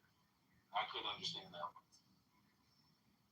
That was she was in her bag. I couldn't hear shit, but I heard retarded. I was like, oh. BWA called me retarded for a month after that. That was hilarious.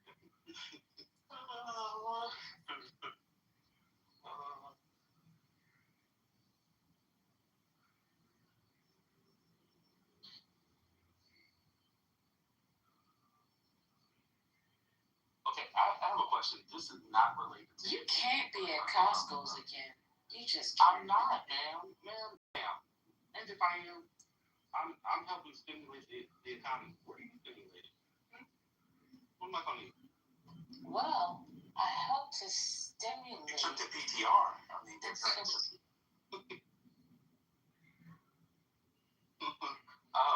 I'm sorry. I apologize. That was inappropriate. I need to clean my patio furniture. What are you going to use to clean? Like, go to I get it from you get it from Wayfair or Crate and Barrel or Jonathan Reach. You get new cushions. Yeah, nobody cleans them. They buy new ones. You just buy new ones. No, not joking. You just buy new ones. You buy new ones every year. Yeah. I got 12 kids. I can't do that. They're not expensive. The one that I have yes. Well, you should have covered them or took them back in the house. I did, but I used it. I normally take them. So normally I take them off for a great job. So I'm trying to see if I could, it's not. Yeah, see, y'all are in a different. I don't know why I asked y'all. I'm cool. Put plastic on it. You should put plastic on your cushions like the old school people did. Well, I'm gonna have to. So, brother, can you repeat your question because I couldn't hear it? I just want to make sure I understand. Yeah, I was talking to the elite on stage, clearly, but I was just asking, hey, does anybody have like a solution or that they use to help clean their patio furniture. Like, like if people use a mix, like buy something already pre-made, or mix their own. I thought like white, distill vinegar and stuff like that. I have that stuff, but I was just asking. You can actually reach out to the manufacturer, and they can give you like the guidelines for cleaning. Okay. Yeah, they're gonna also send you a pamphlet on how to reorder. Well, a lot of times for people will buy extra casings because they're like different components. Like you have the foam, and then like the outer shell, like sort of the zipper. Sometimes casings can be washed, but not all the time. So it's usually the easiest to just reach out to the manufacturer and just figure out what can be used to clean it. I'll at least do that before I just buy all new stuff. I've already looked at this stuff, and it's more than I want to spend. But I'll do that first. Thank you. And depending on how long you have it, it might be like a limited warranty. So depending on like what actually happened, like if it's faded, because it might not be. Is it dirty or is it faded? Yeah, it's just like it's just dirty. I had a cover on it, but it's still like dirt that got on the cushion and stuff. It wasn't when you cut the grass, some of the grass got underneath the stuff. So I just want to clean it. I just want to sort of clean it. I have a little hose and for the pressure washer. I was going to use that. I just wanted to know. I don't see anything out here, but I'll see if the manufacturer has something, and I'll start from there. It's expensive. I can't do that. Not this time. Hopefully. All right, I'll mute up. Thank you.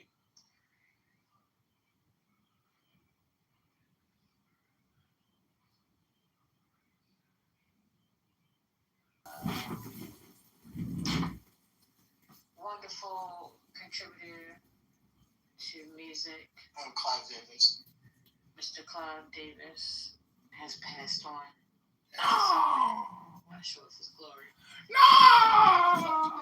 Clive Davis. No!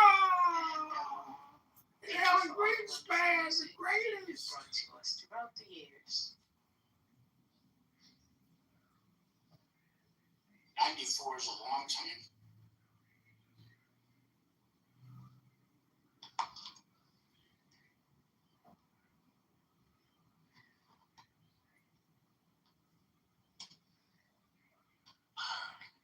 Somebody got the horses coming.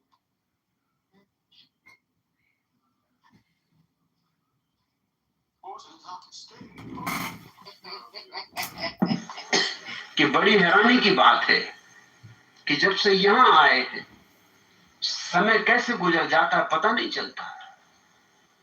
दिन निकल जाते हैं, महीने निकल जाते हैं, वर्ष निकल जाता है, यूं जैसे अभी आया अभी गया। जब तुम मस्ती में हो तो समय शीघ्रता से भागता है, जब तुम दुख में हो समय ठिठक ठिठक के चलता है, चलते ही नहीं जैसे घड़ी जंग खा जाती, कांटे सरकते नहीं। और जब तुम आनंद में होते हो तो कांटे भागते हैं। दुखी आदमी क्या करे, उसके भीतर एक रिक्तता मालूम होती है, एक गड्ढा मालूम होता है। इसलिए सागर मैं कहता हूं कि भोजन ज्यादा करना दुखी आदमी का लक्षण। मैं तुमसे नहीं कहता उपवास करो, मेरे तुम बात को समझना।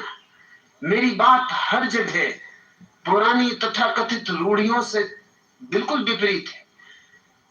मैं उपवास का आनंद समझता हूं, लेकिन मैं ये नहीं कहता कि तुम उपवास करो, मैं कहता हूं तुम आनंदित हो जाओ। फिर अगर उपवास घट जाए वह बात और। तब उपवास का मजा। और लेकिन उपवास मत करना, उपवास से आनंद नहीं घटेगा। तुम्हें समझाया गया सदियों से कि उपवास करोगे तो आत्मानंद मिलेगा, ये बात झूठ।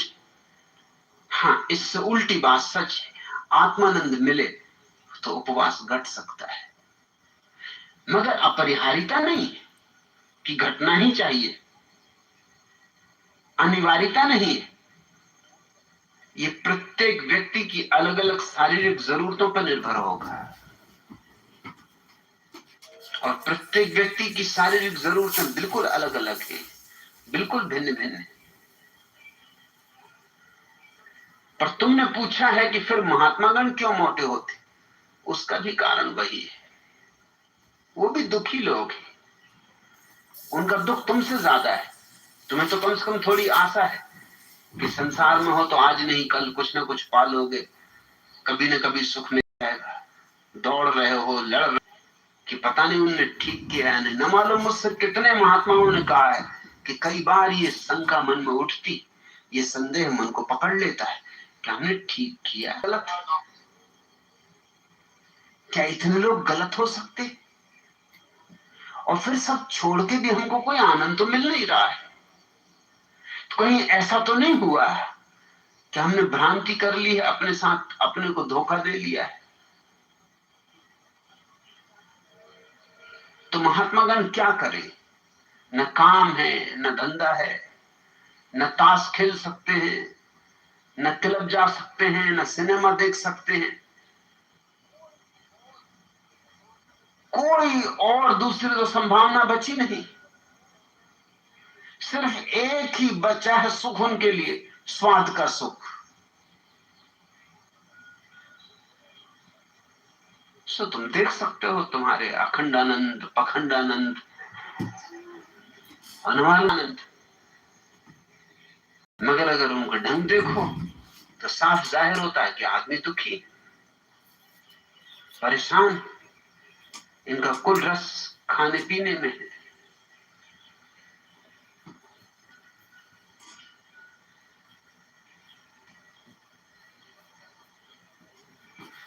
मटकानाथ ब्रह्मचारी 15-20 आदमियों का भोजन हजम कर चुकने के बाद बोले, यजमान पानी लाओ। यह सुनकर यजमान के प्राणों में प्राण आए। उसने पानी का लोटा दिया। तब मटकानाथ ने कहा, वत्स, मेरी यह खानदानी आदत है कि जब तक आधा खाना ना हो जाए तब तक पानी ना पिया जाए। यजमान पर जो गुजरी वह तो तुम समझ ही गए होगे। खैर, पानी पीने के बाद उन्होंने फिर उतना ही खाना खाया। तब अपने घड़े जैसी तौन पर हाथ फेर कर वे बोले, अब इस बस में सवारियां ठसाठस भर चुकी, अब कुछ नहीं खाऊंगा। यजमान ने औपचारिकता बस कहा, नहीं नहीं महाराज। अब यजमान को डर भी नहीं था। यह एक रसगुल्ला तो और ले लीजिए। अब यजमान ने सोचा कि अब थोड़ी उदारता ही दिखा दो। जब महात्मा ने इतनी उदारता बरती है तब अपनी तरफ से भी क्या कंजूसी दिखानी, अब बर्बाद तो कर ही चुका है ये।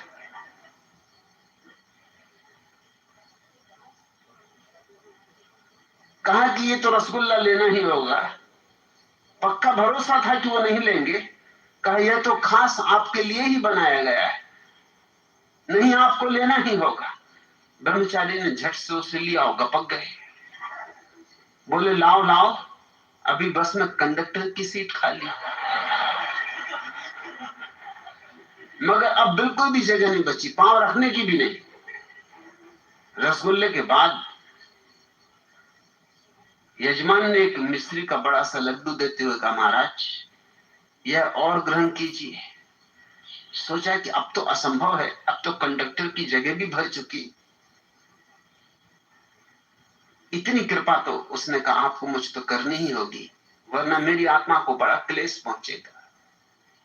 हमारे परिवार में परंपरा है कि मेहमान को अंत में मिस्री का लड्डू अवश्य सजाए। मटकानाथ के मुंह में फिर पानी आ गया। वो बोले, ठीक है लाओ, उसे भी ठिकाने लगा दो। ऐसा कह वे आपने तो कहा था कि बस में जरा सी भी जगह नहीं है, फिर ये देश का प्रधानमंत्री आ जाए तो उसके लिए जगह मिलेगी कि नहीं? कि अब कुछ और आगे औपचारिकता दिखाए। तुम अपने महात्माओं पर जरा ध्यान दो।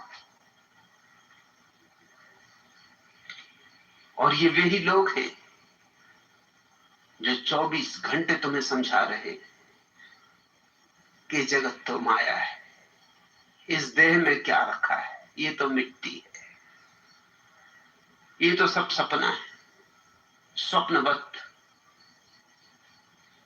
और इनके शरीर देखो और इनका भोजन देखो, तब तुम समझ जाओगे कि इनकी बातों में कितनी सच्चाई है, कितना अर्थ। तुम्हारे महात्माओं में और तुम्हारी स्त्रियों में बहुत भेद नहीं है, इसलिए दोनों में तालमेल भी बैठता है। तुम्हारे महात्मा तुम्हारी स्त्रियों के सहारे ही जी रहे हैं, और तुम्हारी स्त्रियों के लिए और कहीं कोई जगह नहीं जाने की, क्योंकि और जगह तुम्हें शक संदेह, एक महात्माओं पर भर नहीं तुम्हें शक संदेह होता। महात्मा तो महात्मा है, सो वहां तुम स्त्रियों को जाने देते हो। संगीतज्ञों के पास जाने नहीं दोगे, नर्तकों के पास जाने नहीं दोगे, कवियों के पास जाने नहीं दोगे। बस एक जगह तुमने छोड़ रखी, मंदिर, महात्मा। क्योंकि तुम सोचते हो कि महात्मा तो पहुंचे हुए व्यक्ति संसार को माया कह रहे हैं।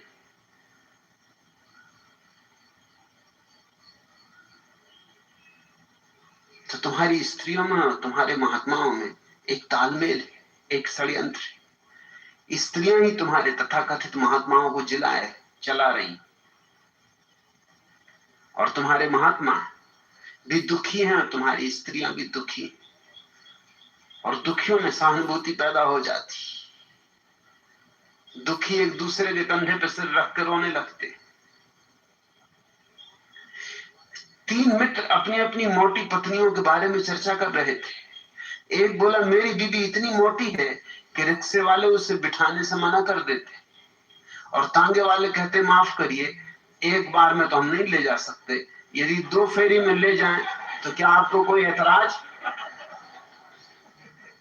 दूसरा मित्र बोला, मेरी बीबी इतनी मोटी है कि पिछली बार जब हम लोग स्टेशन से घर आने के लिए टैक्सी में बैठने लगे तो टैक्सी ड्राइवर का झगड़ा हो गया पास में ही खड़े ट्रक ड्राइवर से। कुछ मामला यह था कि ट्रक ड्राइवर कहता था कि भाई तो हमारा धंधा चौपट की दे रहा है, ट्रक की सवारी टैक्सी में ले जा रहा है। तीसरा मित्र बोला, यह भी कुछ नहीं, तुम मेरी बीवी के किस्से सुनोगे तो सुनकर गस्त खा जाओगे। परसों शाम की ही बात है, मैं उसका पेटीकोट धुलवाने के लिए धोबी के यहाँ गया तो धोबी ने कहा, क्षमा कीजिए श्रीमान जी, हमारे यहाँ टेंट तंबू वगैरह धोने का काम नहीं किया जाता।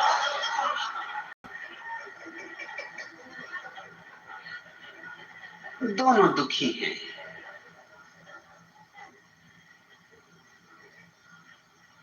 स्त्रियां महात्माओं का सत्संग करती, महात्माओं की सेवा करके उनको सांत्वना देती, और महात्मा पौराणिक कथाएं, व्यर्थ की झूठी कपोलकल्पित कहानियां सुना सुना के स्त्रियों को सांत्वना देते।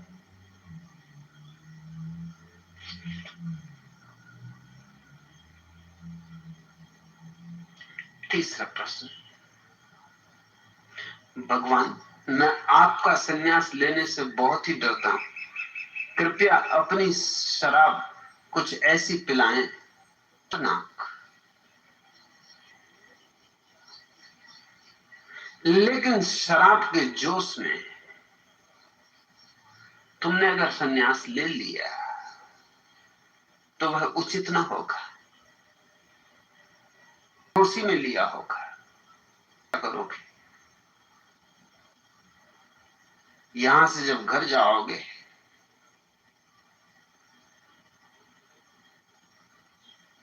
गांव के लोग मिलेंगे, पत्नी के दर्शन करोगे, बाल बच्चे पूछेंगे कि डैडी तुम्हें क्या हो गया? भले चंगे घर से गए थे,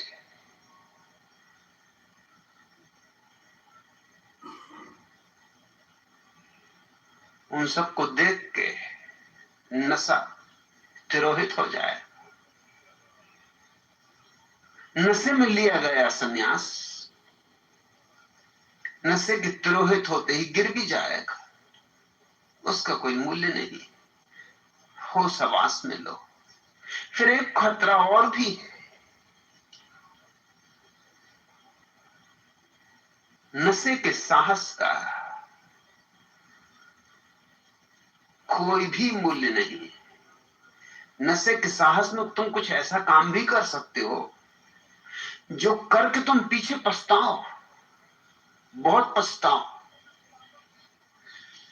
नशा तो मैं पिलाता हूं और ऐसा पिलाता हूं कि जन्म जन्म ना उतरे, मगर सन्यासी हो जाओ तभी पिलाता हूं, उसके पहले नहीं। सन्यासी होना मेरे मैं गधे का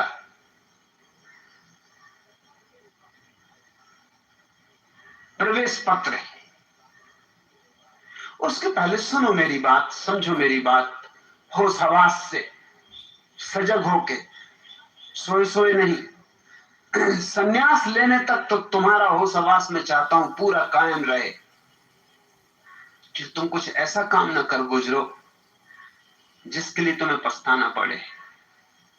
एक शराब घर में एक बिल्ली थी। एक दिन वह एक चूहे के पीछे दौड़ी, चूहा भी भागा और भागते हुए एक शराब से भरे हुए बर्तन में जा गिरा। बिल्ली काफी देर इंतजार करती रही, तलाशती रही, मगर चूहा न मिला, सुना मिला। दूसरे दिन शराब घर के मालिक ने चूहे को बाहर निकाला। चूहा गरज कर बोला, कहां है वह हरामजादी बिल्ली? क्या समझ रखा है अपने को? लाओ मेरे सामने, कर दूं चारों खाने चित। फिर नशे का भरोसा क्या, मैं तो पिला दूं। सन्यासी निकले नशे से, ये कोई जरूरी नहीं। हिम्मत आ जाए तो पता नहीं हिम्मत का क्या परिणाम हो। हिम्मत भागने की आ जाए, ये भी तो खतरा है, ये भी डर है। नशे की हिम्मत क्या करवाएगी, इसके लिए कोई पहले से निर्णय कर नहीं सकता। सज्जन आदमी को नशा करवा दो, गालियां बकने लगता है। कोई सोचा भी नहीं था कि गीता पाठी एकदम गालियां बकने लगेगा। सोचा तो हमने ये था कि नशा करवा देंगे तो गीता का उद्घोष होगा, और ये बकने लगा मां बहन की गालियां। गालियां भीतर भरी थी, गीता तो ऊपर ऊपर थी। वो तो होश रहता तो चलती, होश न हो तब तक तुम्हें ख्याल भी आ रहा है संन्यास लेने का। बेहोश हो के क्या ख्याल आएगा पता नहीं, भीतर क्या क्या पड़ा हो, क्या ना पड़ा हो। जन्मों जन्मों का कचरा इकट्ठा है। इसलिए जब तक तुम सन्यासी ना हो जाओ तब तक मेरी शराब के तुम पात्र नहीं होते। हाँ, सन्यासी तुम हो जाओ, फिर मैं राजी हूं पिलाने को, फिर कोई मेरी तरफ से कमी नहीं होती। मगर जब तक तुम सन्यासी नहीं हो तब तक मैं तुम्हें बिल्कुल मुक्त छोड़ रखना चाहता हूं। सुनो, समझो, विचारो, विश्लेषण करो, तर्क की कसौटी पर कसो, जल्दी मत करो, धीरज से, आहिस्ता से, क्योंकि मैं जो कह रहा हूं वो खतरनाक तो है ही। वो सारी परंपराओं का विरोध है, उनका अतिक्रमण।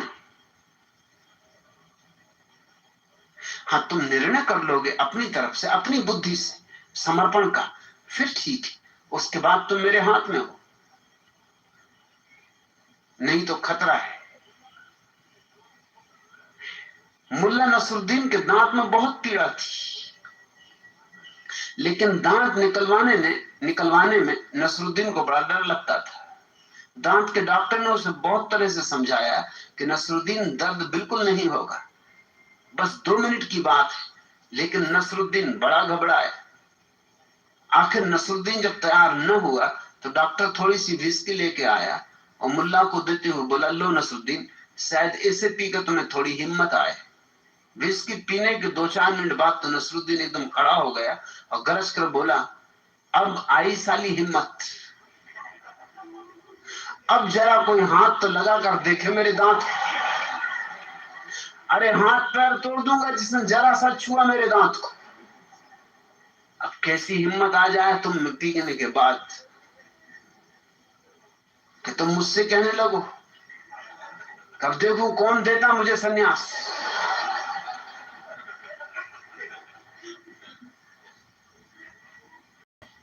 या नशे में ऐसे भागोगे फिर कभी लौट के ना आओ।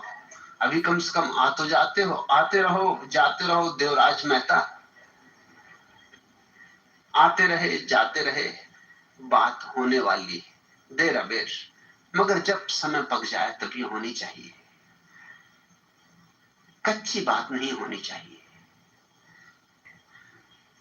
तो सड़ जाएगा, किसी के काम ना आएगा।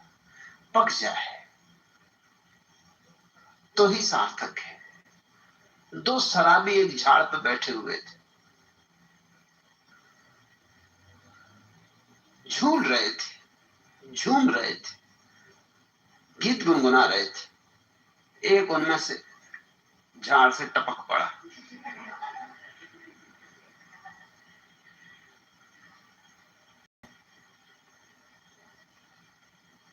उसके गिरने से जो धड़ाम की आवाज हुई, तो दूसरा जो अभी भी झाड़ पे बैठा था उसे जरा होश आया। उसने नीचे झांक कर देखा और कहा, भाई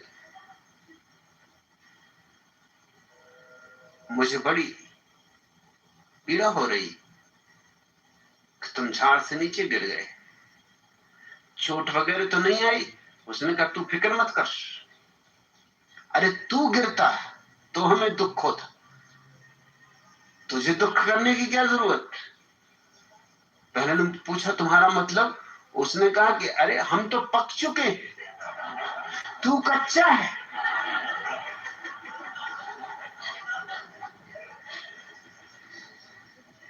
अरे मूर्ख, जो पक जाएगा वो गिरेगा ही। अभी तू कच्चा है, लटका रहे,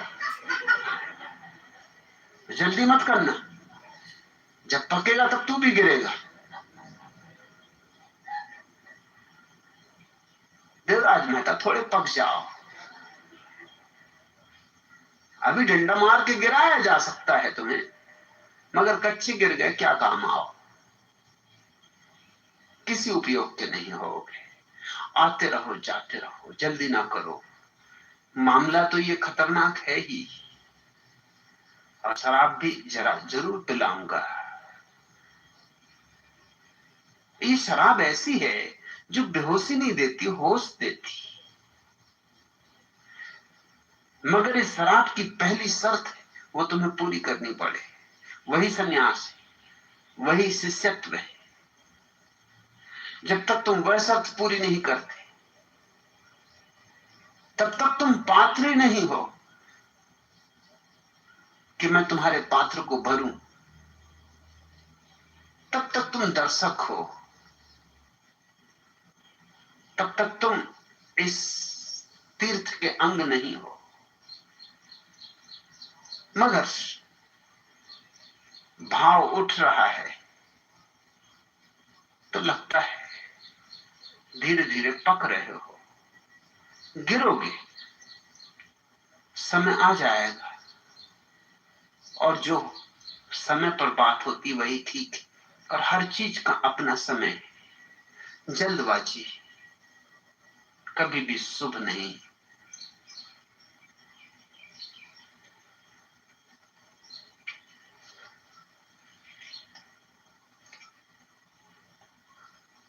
आखिरी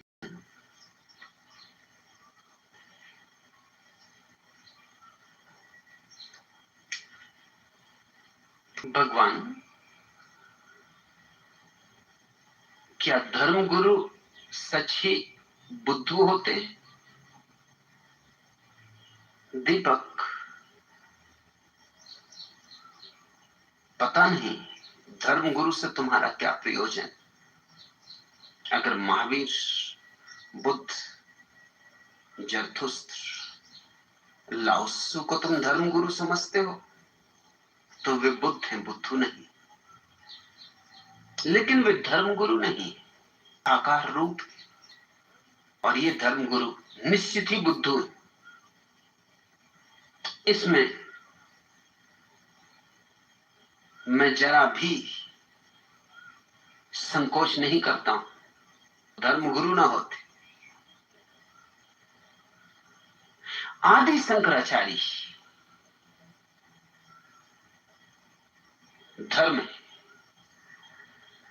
मगर ये नकलची है। ये कोई शंकराचार्य है? ये कार्बन कापियां है। और इस जगत में इससे बड़ा कोई अपमान नहीं है आदमी का कि वो कार्बन कापी हो जाए। प्रत्येक व्यक्ति मौलिक, और मौलिक होने में ही उसका अपना गौरव है, और अपने गौरव में ही परमात्मा का गौरव है। जो कार्बन कापी होकर रह जाता है वो दो कौड़ी का हो जाता है। यहूदी फकीर झुसिया मृत्यु सैया पर पड़ा था, विद्रोही था, बगावती था। मैं जिन थोड़े से लोगों को प्रेम करता हूं उनमें से एक झुसिया भी है।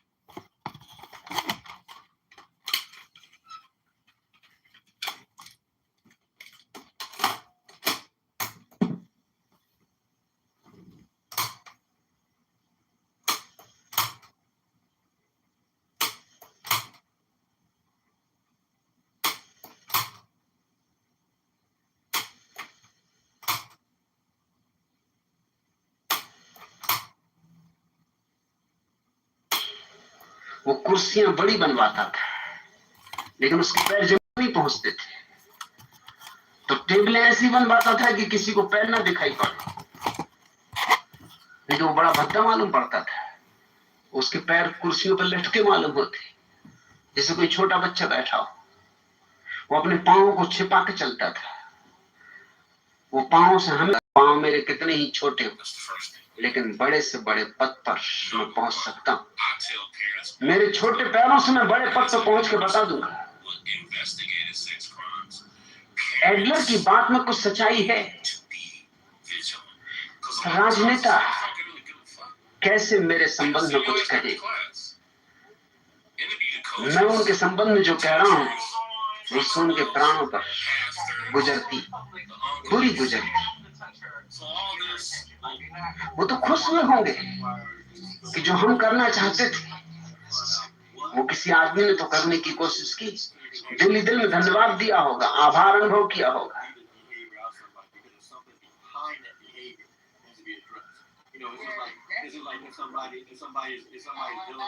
इसलिए तुम इसकी चिंता ना लो कैलाश गोस्वामी कि क्यों किसी उच्च दर्जे के व्यक्ति ने कुछ नहीं कहा। उनका ना कहना ही बताता है कि कोई उच्च दर्जा वगैरह नहीं। सब दौड़ है ऊंचे होने की, मगर ऊंचा कोई पद से नहीं होता। आत्मवान व्यक्ति ही केवल ऊंचा होता है। ध्यान ही एकमात्र धन है और परमात्मा को अनुभव करना ही एकमात्र पद है। इसलिए तो भक्तों ने उसे परम पद कहा है। बाकी सब पद तो थोथे, बचकाने। तुमने छोटे बच्चों को देखा नहीं? छोटे बच्चे कुर्सियों पर चढ़ जाते और अपने पिता से कहते हैं कि डैडी मैं तुमसे ऊंचा हूं, देखो मैं तुमसे ऊंचा हूं। ये जो पदों की दौड़ में लगे हुए लोग हैं, ये छोटे बच्चे जो शरीर से भला बड़े हो गए हैं, लेकिन मनोवैज्ञानिक रूप में जिनकी उम्र ज्यादा नहीं, यह जान के तुम हैरान होगे कि आदमी की औसत मनोवैज्ञानिक आयु 12 साल। I got resurrected, bitch! 80 साल के आदमी की भी औसत उम्र 12 साल से ज्यादा नहीं होती। मन से, I'm a goddamn cat, bitch! मन तो वही I got 10 lives! 12-13 साल के करीब। फिर खिलौने बदलते रहते, फिर खिलौने बड़े होते चले जाते। लड़कियां गुड्डियों से खेलती हैं, गुड्डियों के विवाह रचाती हैं, फिर बड़े होके वो बच्चों के विवाह रचाएंगी, मगर खेल वही है। फिर रामलीला होगी, राम सीता का विवाह रचाया जाएगा। खेल वही है, नाम बदलते, रूप बदलते। ऐसा हुआ कि मैं पहली दफा रायपुर गया, मुझे कोई पहचाने नहीं,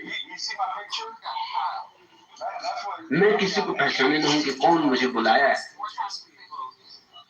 उसी दिन संयोगवशात उसी एयर कंडीशन डब्बे में बाबा राघवदास को भी आना था।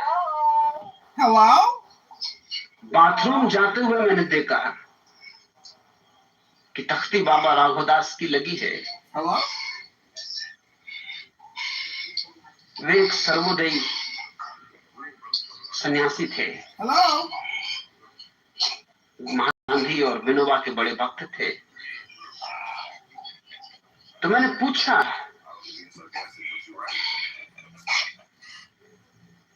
कि वे बात आई गई हो गई। फिर रायपुर स्टेशन आया तो मुझे जो लेने वाले थे वो तो नहीं पहुंचे थे, लेकिन बाबा राव और मुझे देख के बोले बाबा राघवदास की जय। मैंने भी सोचा कि भेद भी क्या है, नाम ही रूप का भेद है।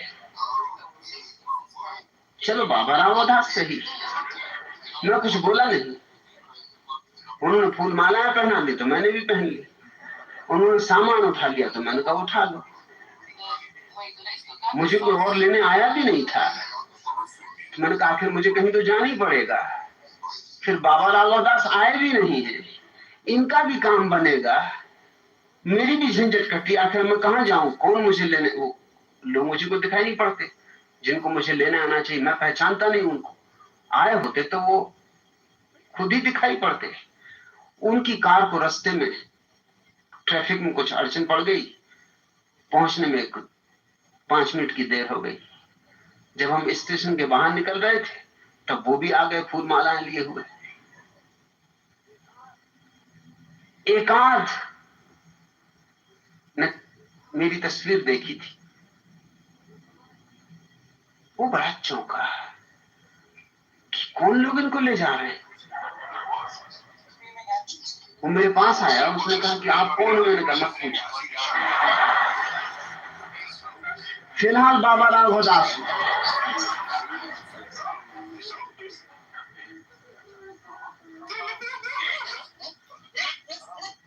जो मुझे ले जा रहे थे, उन्होंने कहा आपका मतलब फिलहाल? मैंने कहा सब नाम रूप है। आदमी जन्म जन्म में क्या क्या नहीं होता, अलग अलग जन्मों में अलग अलग हो जाता है। 84 करोड़ योनियों में क्या क्या नहीं होना पड़ता, इसलिए कह रहा हूं कि फिलहाल। उन्होंने कहा तब ठीक है, मगर जो मुझे लेने आए थे उन्होंने कहा हम ऐसे आपको नहीं जाने देंगे। ये क्या मामला है? अरे बाबा राघवदास तो हम जानते हैं। उनमें से एक बाबा राघवदास को जानता था। उसने कहा बाबा राघवदास नहीं है। मैंने कहा ये संबंध तुम आपस में तय कर लो कि मैं कौन हूं, क्योंकि क्या फर्क पड़ता है। रही बात अगर तुम दोनों की अड़चन हो तो इनका काम आज निपटा देता हूं, कल तुम्हारा निपटा दूंगा। आज बाबा राघवदास रहने दो, कल तुम जो चाहोगे वो हो जाऊंगा। वो बाबा राघवदास वाले लोग भी चिंतित हो गए कि इस व्यक्ति को कैसे ले जाना, ये आदमी तो भरोसे योग्य भी नहीं। और कहीं बाबा राघवदास किसी और डब्बे में ना बैठे हो। उनको बड़ी चिंता ये पड़ी कि कहीं किसी और डब्बे में बाबा राघवदास बैठे हो और हम इन सज्जन को लिए जा रहे हैं जो कि बिल्कुल भरोसे के नहीं मालूम होते। और मेरे मित्रों ने तो जल्दी से उनसे सामान भी ले लिया और उन्होंने कहा आप चलिए ये रही गाड़ी, तो अपनी फूलमालाएं ले जाओ, तो क्या मैं राज्य में दोनों को हल कर देंगे। आज तुम्हारा काम निपटा देते, कल इनका निपटा देंगे।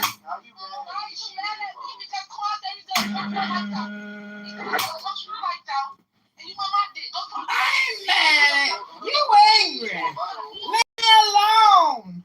You angry. I can't argue with you. I can't argue with you. You angry. I can't argue with you. Hello?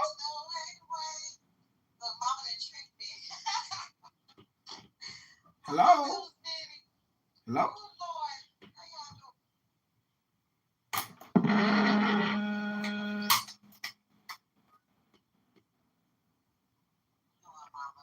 Hello. Hi, is this Frank? It is Frank. Can I be frank with you? You can be frank with me. Are you a retard faggot? No. Are you sure you're not a faggot retard? I'm very sure of that. So how do you know there's no God? How are you such a subject? I know if there's a God, but I'm not convinced. Oh, so your claim is you don't know that there's a God and you're not convinced there's a God. Is that really a claim? I want to do it, couldn't do it. Somebody's a little chicken.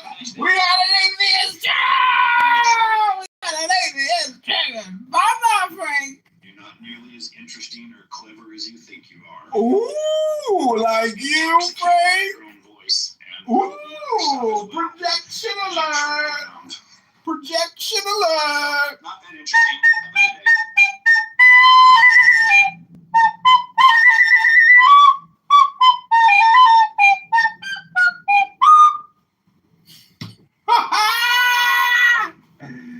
Uh-oh, somebody got a little trigger. Somebody got a little trigger. So watch this. We're going to put a link to the YouTube live stream in the chat. Somebody got a little trigger. Somebody got a little trigger. Somebody got a little trigger. He gave me where I could put the link in the chat. Somebody got a little trigger. Somebody got a little trigger. Somebody got a little trigger.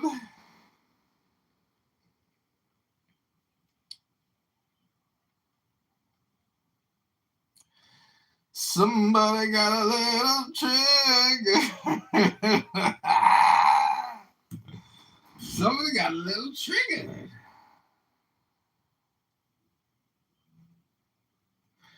Somebody got a little trigger. Somebody got a little trigger. Somebody got a little trigger. Somebody got a little trigger. Lots of entrepreneurs open to every subject from what are you working on right now to how can we as a community help you and vice versa. How can you help the community? Somebody got a little trigger. Somebody got a little trigger. We got concrete. Talking about CRFs. CRFs. Somebody got a little trigger. Somebody got a little trigger. Somebody got a little trigger. Somebody got a little trigger. There's going to be a lot of people in the decentralized market looking to close. Somebody got a little trigger. But if it's niched, I don't know if you want to go in mid. Somebody got a little trigger. Somebody got a little chicken. I don't have any customers, so I'm Somebody got a little chicken. Yes, we owe you something. Yes. Somebody got a little It's chicken. getting easier every day. So, you know, when it's a pitch, it's like what would stand out with your service, but then also I don't want you oversharing. You know what I'm saying? Somebody got a little chicken. Somebody got a little chicken. I'm just curious, what's the biggest complaint?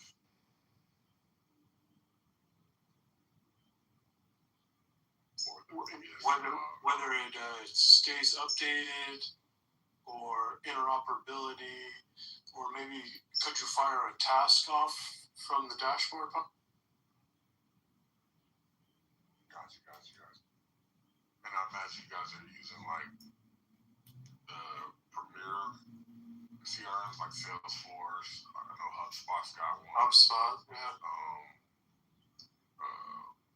Burner or one. So, gotcha. Those all have the same problem, or interoperability. I guess you mean like between. Somebody got a little chicken. Before, but now you just give it to your. Somebody got a little chicken. Operating system's gonna handle it for you. Somebody got a little chicken. Earlier, when we started launching this room, I was talking about launching your own cloud operating systems. This is how everyone's hosted or self-hosted operating system. Yes. Influx has its own self-hosted operating systems. Oh, okay. So Influx. We all do. Okay, I got it. So I'm trying to wrap my head around this. So pretty much everybody comes from a tech stack world, right? And me as a software developer. concept is based on Whoa, we found a winner room. We found some winners. you need to maintain Some real winners. that basic, that very basic That. is always going to lead That. to after pressure. You can't manage population by numbers and not. I think that's policy, though. That's not that society. It is, because how can you create a Jewish nation and keep it a Jewish nation if you don't have a Jewish demography? And the term, I think in the future binational state, it's still Jewish in character, no? Like it's still. Again, we're not talking about Again, Jewish character. let's talk about institutionalized supremacy. That's very, very different. And any ethnocentric state, especially that of a closed society like Judaism, is bound to end up morally rotten. You can't manage a population according to the ethnical characteristics. I mean, what Danny said that he left over and he was talking about Islamic Republic doesn't mean all the Muslim, and it's correct. Just because you're Islamic Republic does not mean that all the Muslims can live there, and that they never claim.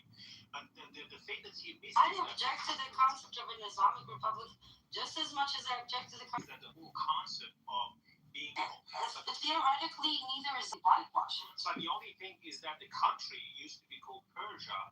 There was a reason why the Shah at that time changed the name from Persia to Iran, because Iran is more inclusive. Persia only belongs to the Persians. Many this whitewashed Iranian diaspora can call themselves Persian. That's fine. You can be ethnically Persian, but there are many Arabs, many Armenian, many Kurdish, Azeris live in Iran too. They're not Persians, but they're Iranians. So that's why they changed the name of the country from Persia, so that not to get into the same trap of the then they change it to the Islamic Republic. So they. Change it to that happened like 870 years. Yeah, but adding the Islamic Republic after the Shah is doing the exact horseshoe theory. It's the same thing. But that's a government. You can disagree with that, but does not only have to be. Again, but the same goes for Zionism. A state that claims to be pluralistic and democratic cannot inherently uphold any group, whether it's based on religion or ethnicity, above all others. You simply can't. Once you do, not to mention the fact that not separating church from state is a bad thing to begin with, but especially if you're trying to incorporate religious beliefs into the state system, that's where you get an oppressive authoritarian regime. And it doesn't matter which religion it is.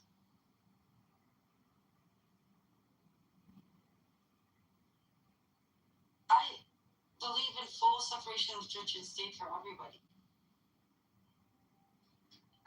Emrose, what do you think of this idea that Israel is, because it's constrained in Lebanon and Gaza and Iran, is now looking towards, I saw the Israeli government tweeted about Turkey being linked to Hamas. It seems like they're priming the population for a new front. It's a smokescreen. They will never fight Turkey. Turkey is one of their biggest trade partners. It's a smokescreen. Okay. Well, that's good. What do you But I think Syria is really and the West Bank are really bubbling up too, though. I think that the world sold Palestine. That's what I think. So let's take this to its logical end. What happens after they sell Palestine and divide it up and give it to the highest bidders? They don't do that. By selling Palestine, I mean that they will look the other way while Israel continues to expel, exterminate, genocide Palestinians. I mean, I think they sold Israel too. I don't think Israel has leverage I at one wish they side. did. I don't know. It looks like I don't know if they're going to ever get their leverage and their... What they're doing now is looking for a scapegoat. They're going to use a scapegoat at the form of Ben Gvir, Smotrich, or it might even be Bibi, as the Emirates. So they're going to say, there you go, we got rid of the crazy ones, now we have the normal Zionists back. Motherfuckers, the entire fucking world sold Palestine for the millionth fucking time.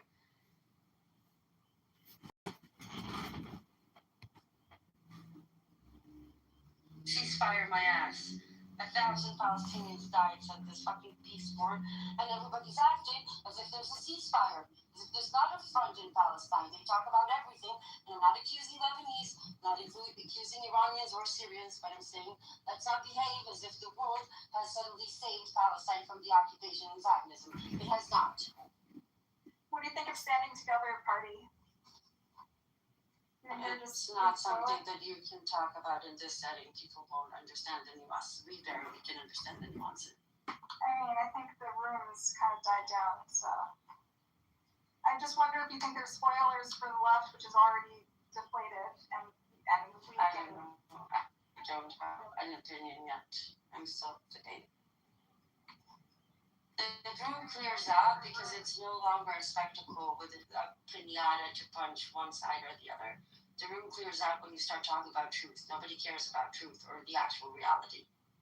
So, I mean, earlier we were talking about I was pointing a parallel. I'd be interested to hear your view on this, but, you know, to me in America that we chase phantom enemies, and that's how we define reinforce our Judaism, because we don't have any other way to distinguish ourselves from our non-Jewish neighbors if we're not, like, observant, right? In Israel, you're more Jewish because just by definition of your Israeliness, right? But Israel also is constantly seeking enemies and war and creating conflicts in sovereign states and war tactics, right?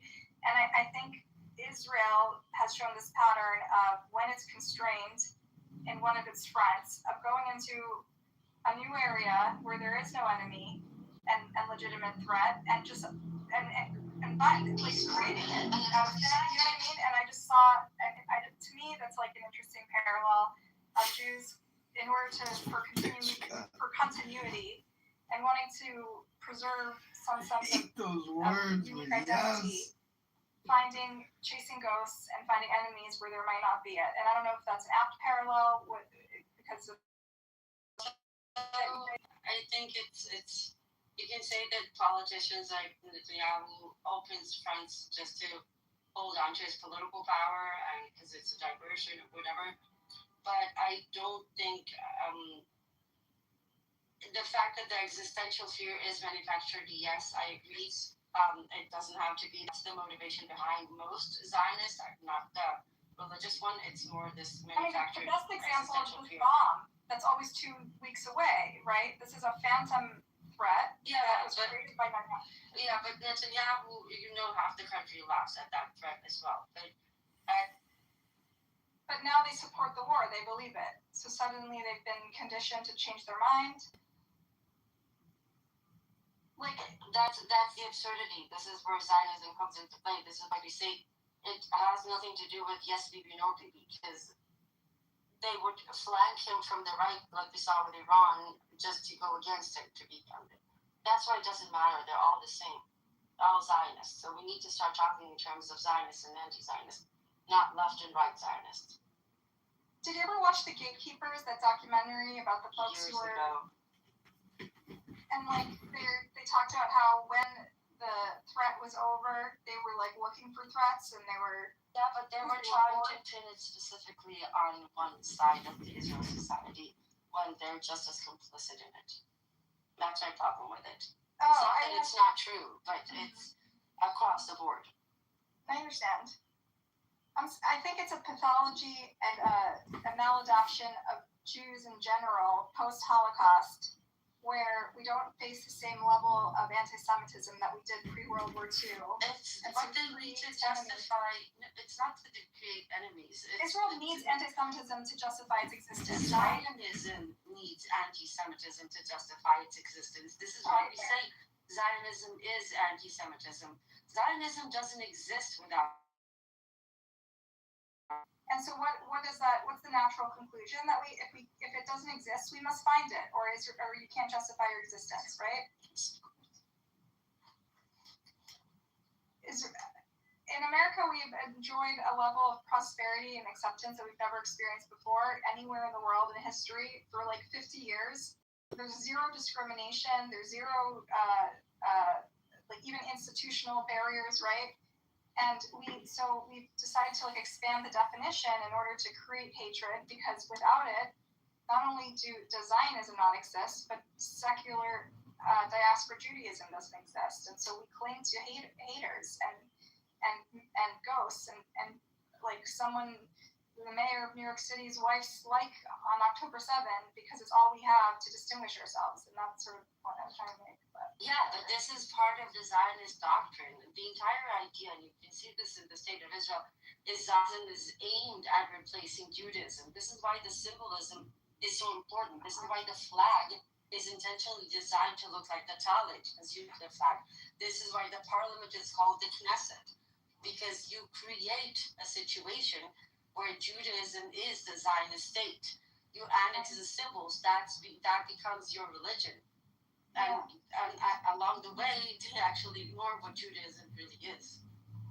Yeah.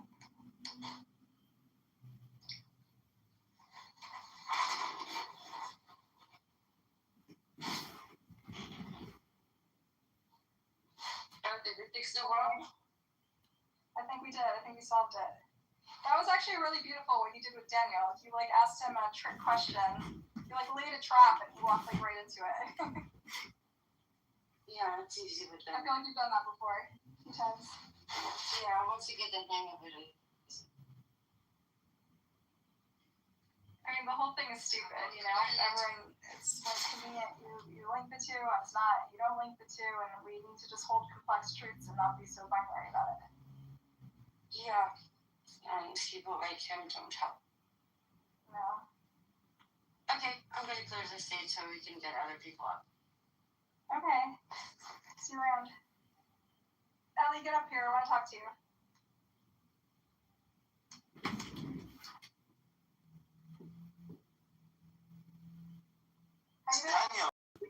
Daniel is really brainwashed. Seriously, since he was baby. I think he was drinking milk and brainwashed at the same time. Like, he is obsessed with Qatar, Muslims. Like, I don't think he's being honest. I think he's more on a Hasbara campaign. He thinks he's saving his country. I've actually seen a documentary about those people actually during the course of Hasbara to come out and they talk about it. They talk against that had and the whole thing. Is it called Israelism, the name of the ship? Yes, that's the one. We talked about it many times. So it's very ironic. Look, what do you think about? I was just looking at how the Americans view Israel in the 3-4 years, and compare that to, like, I'll just try to look at the demography of the view of Israel amongst Americans. The Pew Research Center recently come out with this survey talking about over 60% of Americans have a negative view toward Israel. So the first thing I thought it's because of what's happened in the Middle East, certain I have a better stat for you, Soren. The Washington Post poll recently polled American Jews across the country. 60% think war crimes were committed in Gaza. 40% think it's a genocide. That is a huge number when historically American Jews have overwhelmingly supported Israel. Exactly. So I was looking at that to try to find out why they have actually shifted, and I realized that most of the people that they asked this question, majority of the people have a negative view are under the age of 45, and those people still have a positive view toward Israel regardless of what happened, and they're mainly boomers generation. Because they remember a different Israel, by the way, Soren. They remember when Israel actually had existential threats and wasn't backed by world power, right? They were once existentially threatened. Now they're not. And they don't realize that they're the giants. They think they're still the midget. They still think they're still David. They don't realize they're Goliath. I think that what my understanding was that they probably see Israel through the lens of Holocaust. That what happened there was horrific things happened in Europe. That's why if you're a small content creator, Israel for them. But now the generations after, they were past that. They see Israel through the lens of Gaza. Yeah, that's true. And that's why the shift them to hang on a second. They're already a nuclear state that no one can block. Yeah, it's David becoming Goliath and not realizing they're Goliath, basically. Ellie, what's going on with you? How you been? Not bad. Yes. You like the title of the room? What is there to like? What to dislike? I don't know. No thoughts? No riffing? No crying in the room? Listen, I know your content enough. You're not surprising me yet. Okay. We're talking about the phantom anti-Semitism and the sort of maladaptive nature of post-war Jews to even when we're flourishing, try to find haters and hate in obscure places.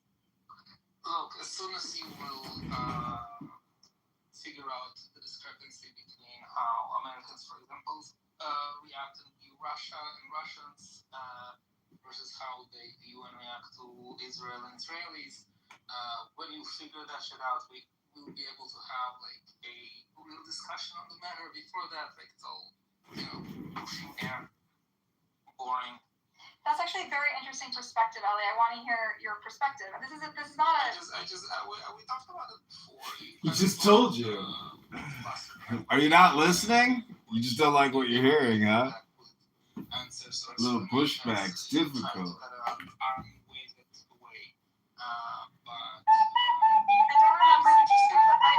don't remember that we had this exact discussion, but I'm going to be open and give you the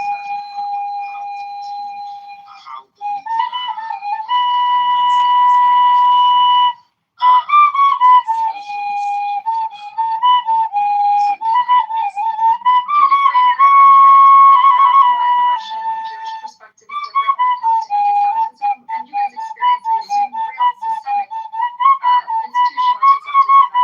to bring it up.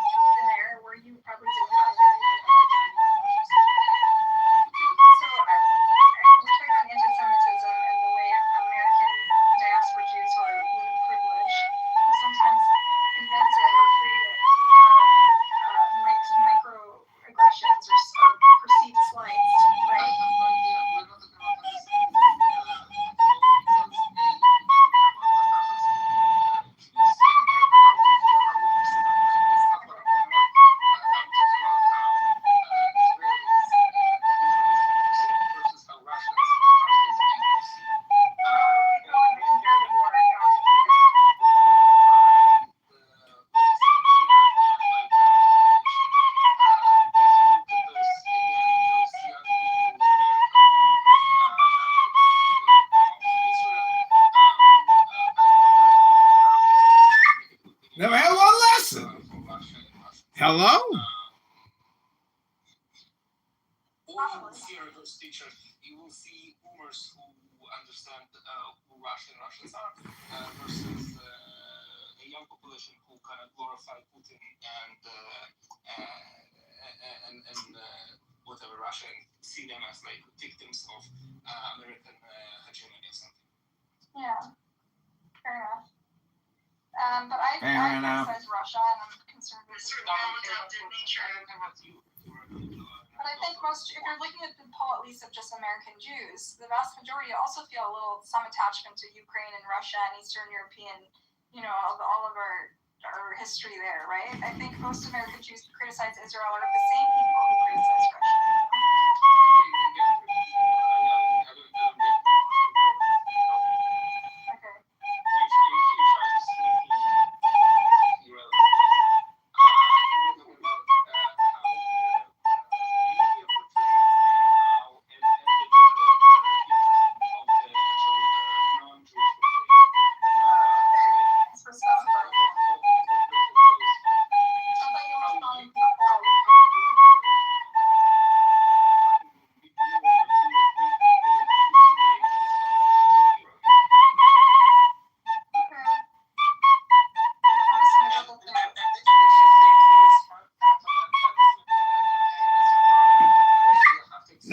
One lesson, another 2 for 2.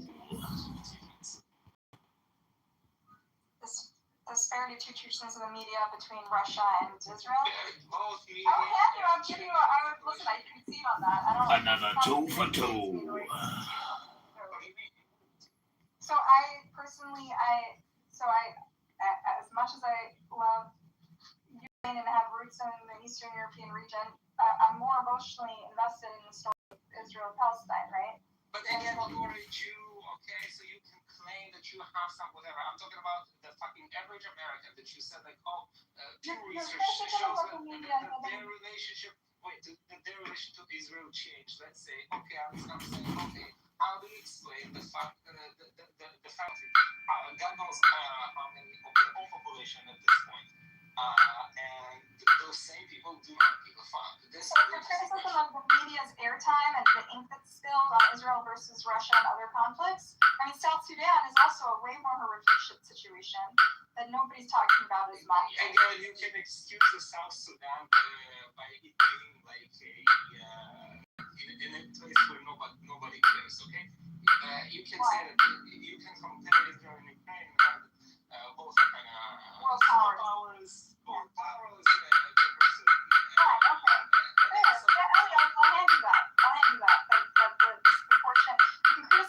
She's gonna hand you that. She's gonna hand you that. Similar, horror stories, right? And I think that's a valid point, right? But that's that doesn't change the criticisms, right? It has no problem. We're not talking about the criticisms. So you know that I'm on the side of Israel and I'm on the side of Ukraine, okay? So for the criticism, you can have whatever criticism that you want. That's not the point. No, you're talking about shifting public opinion, and you're saying it's changing your projection alert. The projection alert detection system has been activated. Idiots, okay? And the news media who's surveying this whole situation are complete hypocrites and amateurs, basically. No, not amateurs. I don't know how you call it. Most people don't know that much about it. And they just go on headlines. The projection alert detection system has been activated. What is your point? Say it in one sentence, please, because you're kind of muddling. My point, there is something to explain. Okay? You will say something. But anyway, there's a fixed reason why the same people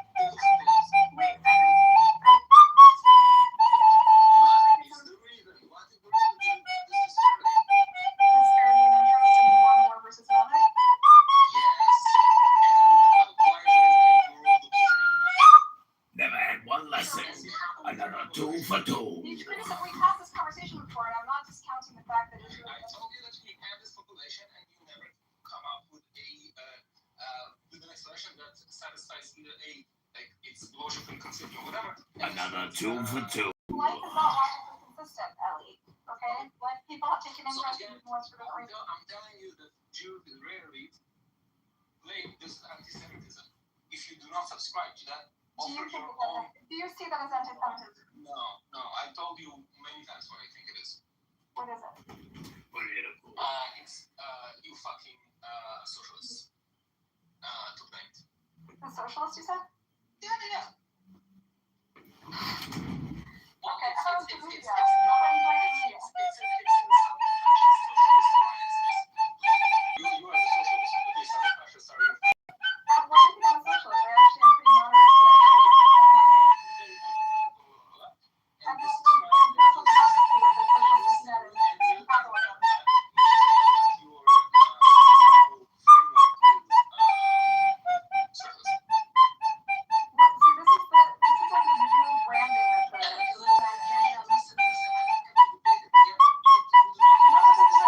There's been a bunch of like think pieces and articles like this.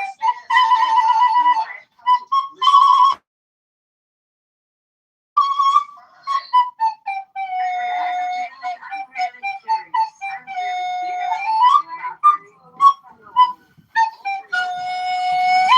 So, can you explain Islamofascism to me? No. Why? Are we trying to be nice? But I'm your fellow Jew. Educate me. I am your fellow Jew. Educate me about Islamofascism. What is it? Give me the definition. I refuse to use Google.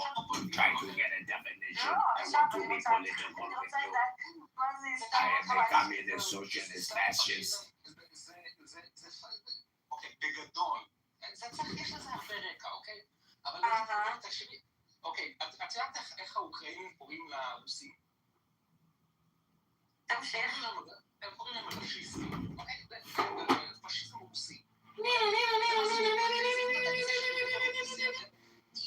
Another two for two.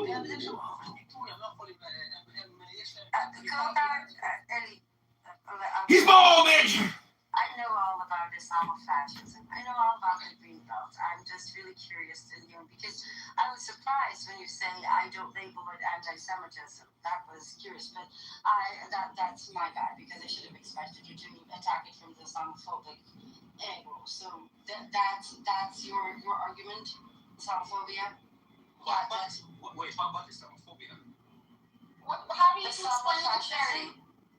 Yeah. Islamofascism basically means the kind of Islamic way to do fascism in the whole Islamic world. It's how they treat their own people, it's how they treat other ethnic minorities, other ethnicity, and so on and so on. And it's a pattern of thought.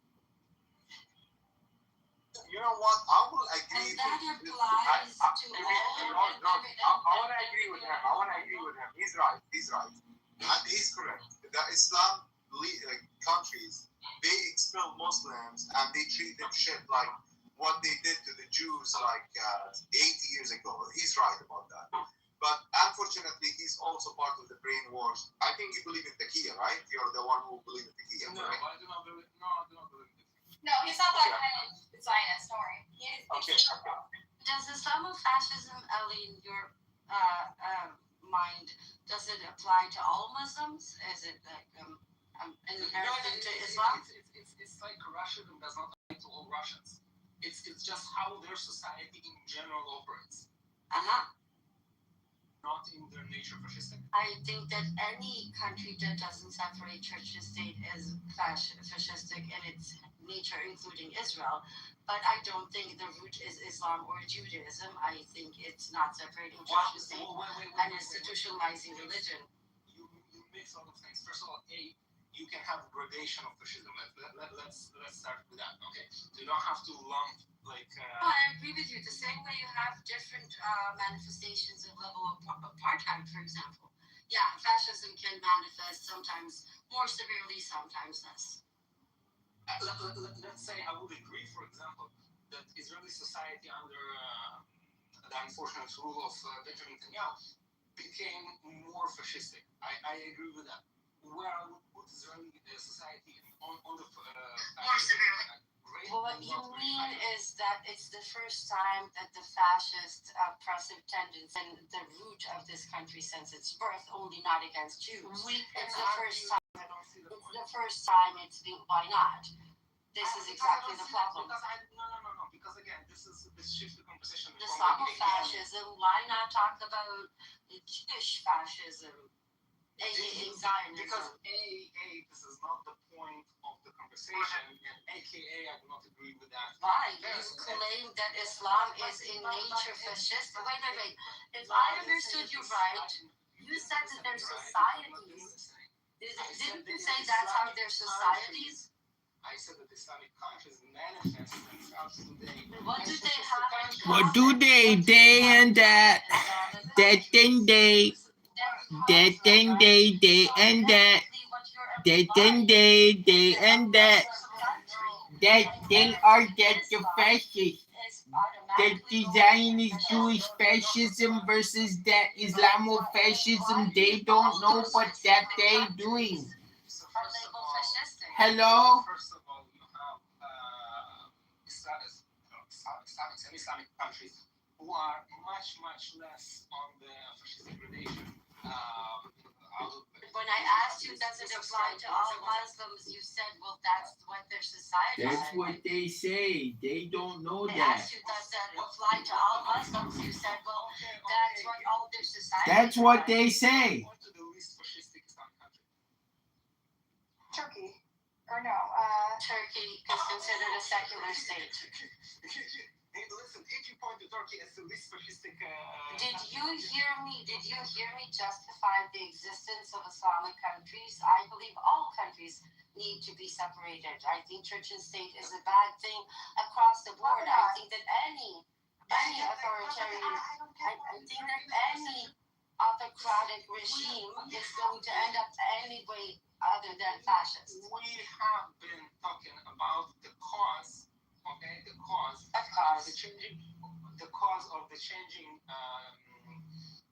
My cause is liberating Palestine. What cause are you talking about? We're having two different conversations here. I had a conversation with Buttercup. Like you try to pull the conversation to something that it's your. Are you not interested in having a conversation with fellow? Listen. No. I'm your countryman. No. Congratulations. No, but Ali, I wanted you to meet her too because she's very interesting and you're very interesting. Because I heard this a million times. Okay. What is my shtick? Ellie. You have been subscribing me, okay, to whatever notions that you like have. The classic Zionist narrative talking point. No, I literally repeated your own words. When I asked you, does it apply to all Muslims? Your response was, well, that's what happens in their societies, right? I specifically asked you. You could have said. So again, you did not make the distinction and say, well, some Islamic societies can become fascist. Exactly. So you're inherently relating Islam and fascism to be one and the same. I told you. How no? If you just said all of them. Give him a chance to clarify at least. Give him a chance to clarify. Comprehension of like a third grader is obnoxious. Billy, you said all of the society. Roast. Muslim, but all Muslims are fascist. Is that the bandwagon we're going with now? And again, this is subscribing to something I haven't said. Again, obnoxious. Listening comprehension of third grader. Uncommon, and that's the best indication that you're losing the debate, honey. He's losing the debate, honey. Countries are fascist, and when I ask you which is the least fascist country, let me ask you this. Let me say this. All Muslim countries. Wait. You're saying all Muslim countries. Wait. You're saying all Muslim countries. Ellie. All Muslim countries are fascist. What do those... אלי, אם אתה אומר שכל המדינות האסלאמיות, אם אתה אומר שכל המדינות האסלאמיות הן פשיסטיות, משמע יש גורם מקשר בין כולם. What is, oh no, then explain it to me. This is the way I understand it. When you say all Muslim countries, when you say all Muslim, then you can happily educate me.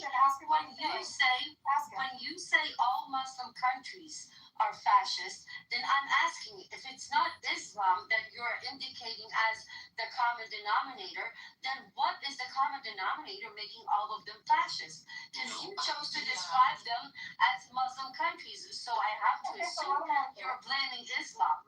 Well, don't assume. Ask him. No, I just did. If anything, for example, I blame probably Arab culture more than Islam. Because the Asian, for example, that's so much better. Are less fascistic. This bitch is never gonna be happy ever. Listen, by the way, You mean like Ben Gvir? Yeah. Again, and Hitler, they're very Arab. So it's not Islam, it's power culture. There's a power culture in Middle Eastern societies. So first of all, we got the Islamophobic thing. So let's no longer use the term Islamofascism, because that creates and promotes hate speech and Islamophobia. Huh? Oh, you don't give a... Only Israeli guy on this side of the argument who does not believe in the wholesale of the anti-Semitism argument. Neither do I. But you have no problem. But you have no problem. So generally speaking, you're okay with anti-Jewish rhetoric and anti-Muslim rhetoric. You think it's fine. It's not something none of us should object. Okay. Like if somebody says that all Jews drink Christian baby blood on Passover, nobody should say anything. Just let it go. Say shit that are obviously not true. So like Islamofascism. What's the problem? Listen, I don't think We just established that when you say Islamofascism, you create a correlation between No, but even you corrected yourself and said it's more of an Arab thing. You're attributing a lot of things. See how you trip over your own words? Buttercup, see how it's done? It's really easy. No. I think Great work, Ambrose. Wow. Great work. She said Daniel's in the other room crying, and she made Daniel cry. It's not okay to use it because you attributed a bunch of beliefs to him based on a word he used, and maybe he misused it or meant it a different way. So he just corrected himself, but then... that, and then... So let's clarify what he means. But then... Again, he clarified. Again... Okay, maybe it's more of an Arab thing, but then when I said... Hello? I said that if you ask me which is... You wanted me to find a correlation. Okay? You said all Muslim I think we've actually found the most annoying person in the world. All Muslim countries are fascistic. We agreed on that. Okay? No, we didn't agree on that. That... fascistic country is fucking Turkey, We didn't agree on that. I just didn't engage in it because that's not the conversation I'm interested in. Do you want to engage in it? I want to know what is the common denominator between all those countries.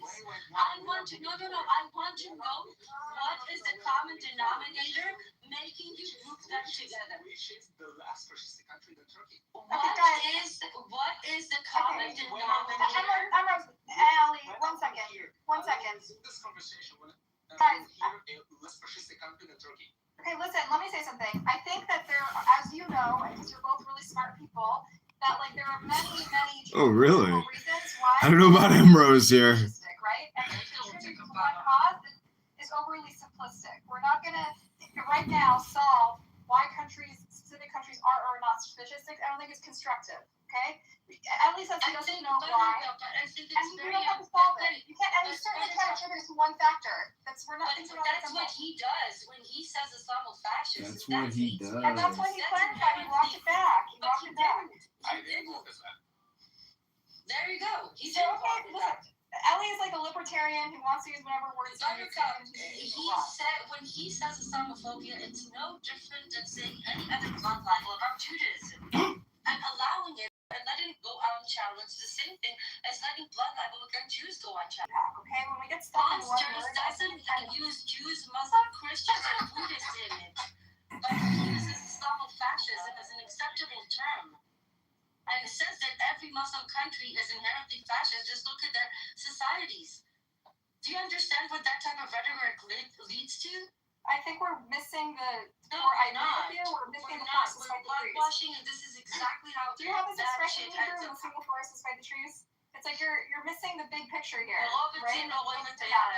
no, I don't agree with you. I think it's exactly the kind of small things that we let slide that end up being the root. We get away with it. We say it's just a song. No, that's how it starts. That's how you dehumanize and demonize an entire culture and society.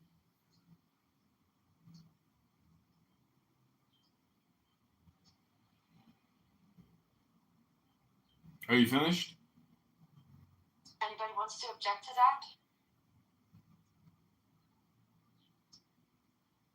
Do not talk about it!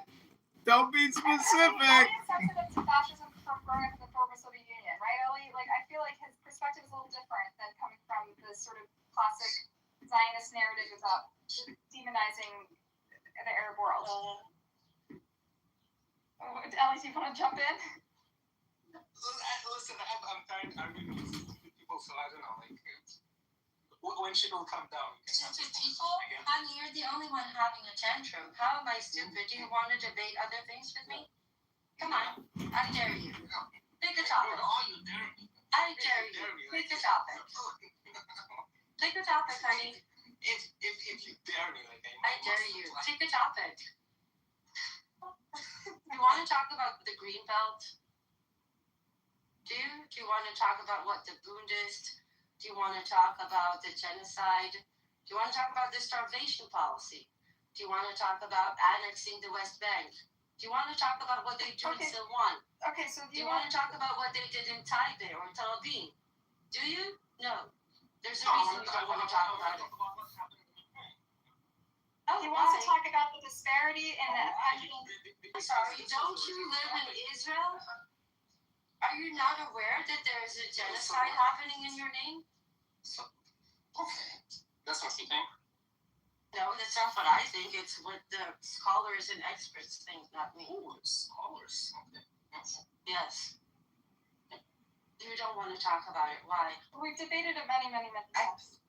I do not want to talk about it with you because you're stupid, and I don't see the point talking with stupid people. No ad hominem. Having to explain this for like the 10th time. Again, when you go to an ad hominem, you're showing to the room that you lost your argument. Stop it. You're embarrassing yourself. Expressing my preference to who I want to speak and who I don't want to speak. Your argument for not wanting to speak with me is you're stupid. Like a 4-year-old. Argument. I'm just giving you my reason. Saying you're stupid is the reason of a 4-year-old. You kind of need a better reason than that. Anyway, I think the point Ellie was trying to make is he gets confused. He's been long confused about. Confused because you don't have your own my own what? theory. Theory about why people are more fixated. Israel. I do have a theory. You want to hear it? Yeah, thank you. Okay.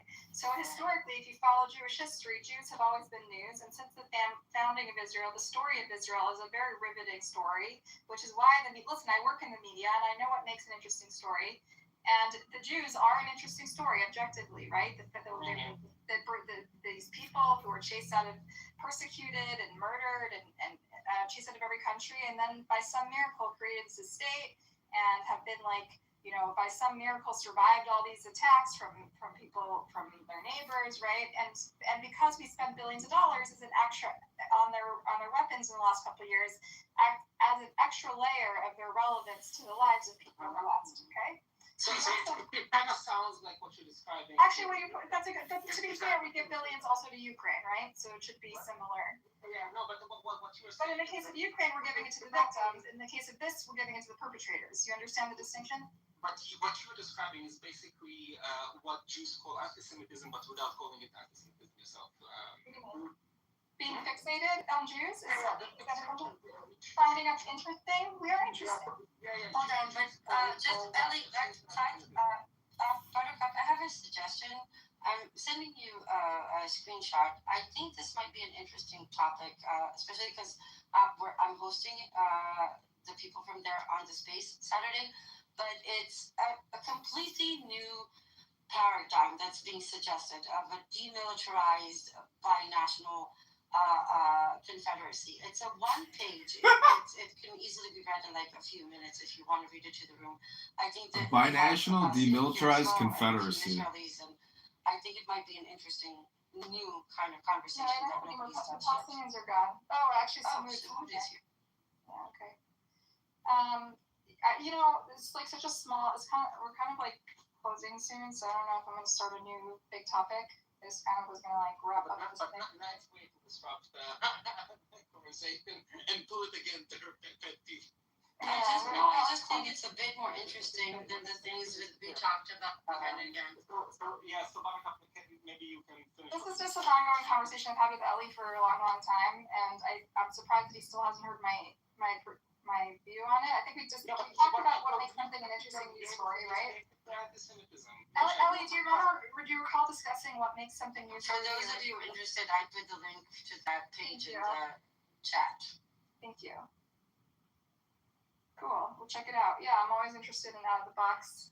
Because people talk about something to offer that is like not anti-Semitism, because this is not quite a blueprint. It's just a bunch of bullets. It's actually there's a 17-page document, but actually, Ellie, it was written by a Palestinian and an Israeli. I'm sure you heard about Meron Appold and multiple other Israelis that were involved.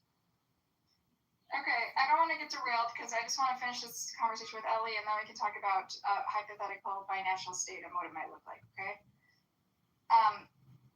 Ellie, are you satisfied? Do you understand why I think? No. What I'm saying is what you're offering is the good old anti-Semitism claim. No, I'm explaining what makes something newsworthy, what makes something interesting. Yeah, but this is why anti-Semitism was anti-Semitism. At the end of the day, a good plot drives Dostoevsky novel, right? It's not. Wait, but why the pogroms? During the pogrom era, why Jews being kicked out of whatever Arab countries? Like, why not other minorities? Because they were looking for their villains. Okay, and we're talking about they weren't as good at finding villains back then. New story, right? It's a new. Yeah. It's a modern story of the last century, okay? And we have been linked to it in the West financially, militarily, and countless other ways because we also are a host to the other large Jewish population. And so as a result, we have we're riveted. We have a more fascination with what happens there. Wait. Do you think that there is such a thing as anti-Semitism as like a unique phenomenon? So, a unique phenomenon? Of course it is. I'm not saying it's unique in the sense that there's no other thing that is unique. But you think it's eternal. You can never get rid of it. It'll always be there. Like magnetism? You'll have to explain. You're like the cold heart. You're like the. I'm surprised to hear this from you, Ellie. He really believes in some sort of like mystical, anti-Semitic evil force in the world that'll never die. Like a demon? Wait. Yeah. That's cool. If you think it's eternal, you think it's living, Ellie. You think it's. I believe that. Not everything eternal is living. You think it's eternal, right? Squares are eternal. No, listen. No, I'm just trying to figure out what you believe in. I don't believe in anti-Semitism. I think there were social contexts for anti-Semitism. One was the Protocols of the Elders of Zion. Another was the way Jews, the way our religions evolved, right? And Christianity evolved and separated us. And then there was the Enlightenment movement. And the Enlightenment movement, ironically, made us even more, led to the Holocaust, right? And so when Christian anti-Semitism died, then it came up and the secular anti-Semitism reared its head. And so it took many forms. Sounds like you're agreeing with him that it's eternal. No, it's taken many forms. That doesn't mean it's always around the corner. I didn't hear Ellie specifically say that it was eternal. I think he was commenting. You said it was some kind of like long argument you found as humanity has been aware of Jews. So not subscribe to the whole anti-Semitism argument at all. This is not my topic. What is the whole anti-Semitism argument? So why do you ask? What? Yeah, so people who I don't understand, Buttercup. It sounds like you're saying it's eternal. Stop talking. I wasn't asking Eli. I was asking you.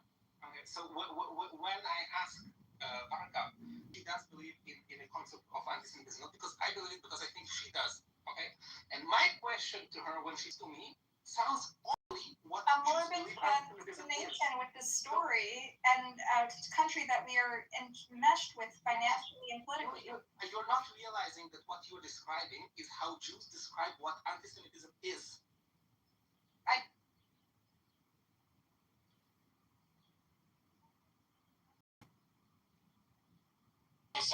What is not equivalent? Interest is not the same thing as hatred. Sounds like how being interested in someone is hatred. What are you talking about? I'm interested in you, Ellie. I don't hate you. No, he's not wrong. A lot of the interest is due to anti-Semitism, but that they need those anti-Semites to pop up, because otherwise how are they going to justify their existence? So, based upon that, if there were no Zionists, there would be no... It's created because of Empress, we're not talking about... But there hasn't been Zionism in reaction to every strain. I believe this is not the point. I'm not talking to you. I'm just addressing what she said. אני מה קרה? מה עשיתי לך? את מקממת ואת לא חושבת כמו שצריך, ואת לא קונסיסטנטית, את מכנסה מילים לפה. אני הכי קונסיסטנטית, פשוט ככה איך אני מתמודדת. Honey, I know I'm difficult. Honey.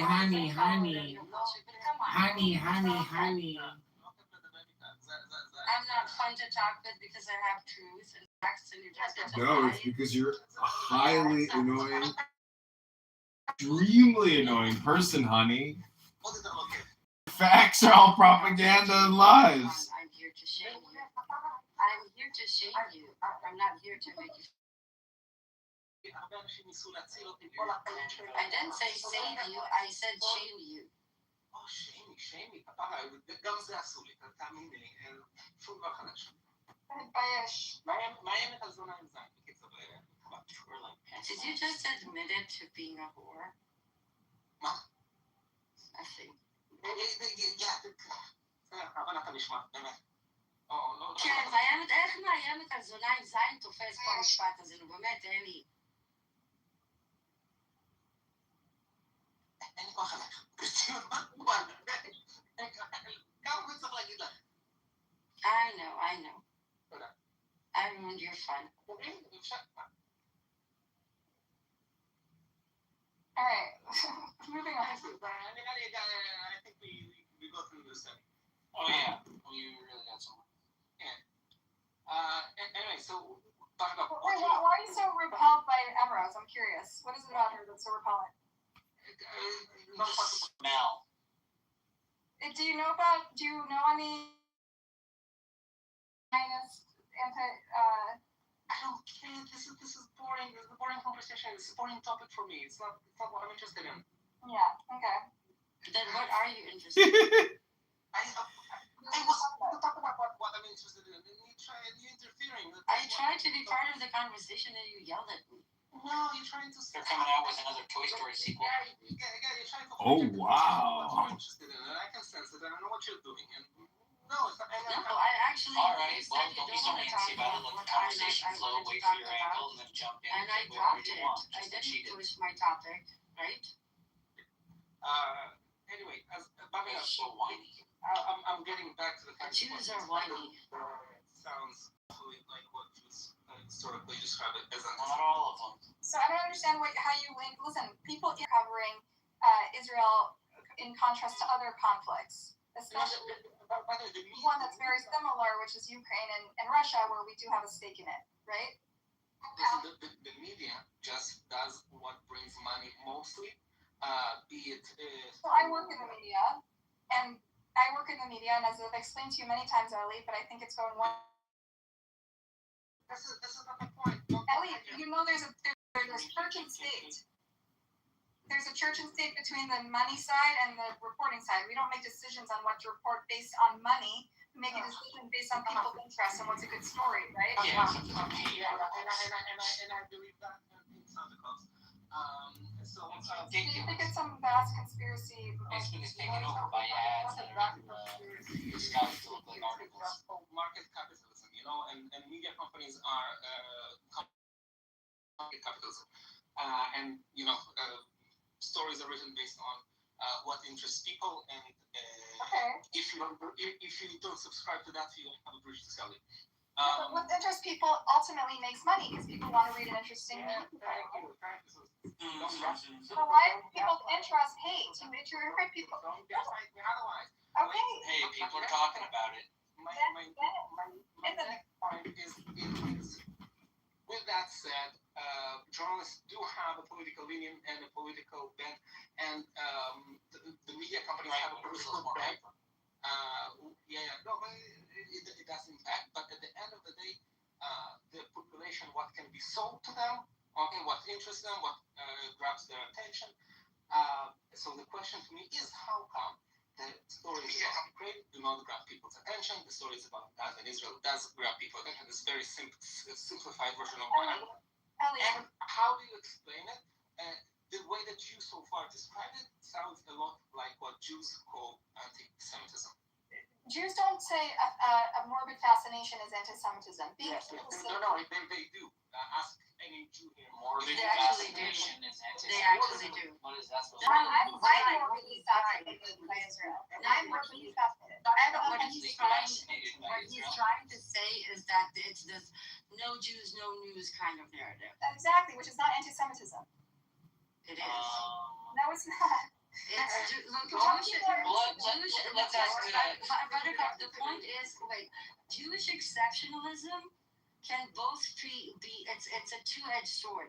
Jewish exceptionalism is responsible for both supremacy and both anti-Semitism. That's the problem with it. I understand. I'm not supporting exceptionalism that Jews are special.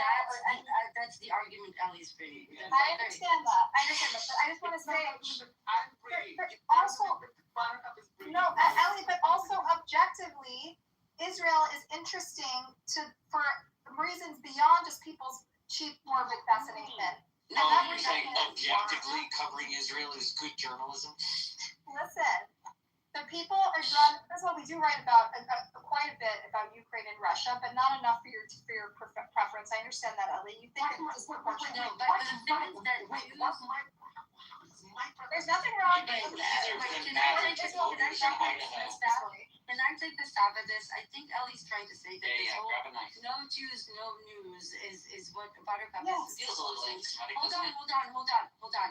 I'm not advocating for it. I'm just saying it's a fact. I get it, and Ellie's acknowledging that that's the argument you're bringing. But I think if I'm trying to understand, it's a fact of life. It's been that way for centuries. So you're claiming that one of the reasons that people are super interested in covering the whole Palestine-Gaza genocide is because of the Jewish aspect. Now, what Ellie's saying is this is the Zionist argument when it comes to this. But he, I think, is claiming, and on this I will agree with him, that it actually roots in many other reasons, like Islamophobia, like anti-immigration, like white versus brown, West versus the global South, not necessarily the Jews versus the Muslims. That's exactly the point I was making, Emrose. I said, so I think this is what Ali didn't I know this is what you think. This is why I kind of went on Odef road, because I think he doesn't understand that that's what you're trying to say. I think the story of Israel is objectively an interesting story for one, geopolitical reasons, two, our domestic policy and politics reasons, three, just the story of the Jews is genuinely a moving story of twists and turns and drama and peaks and falls. But it's not because of that. Because Israel is considered to be look at it as a gladiator battle. Israel is the West, the white,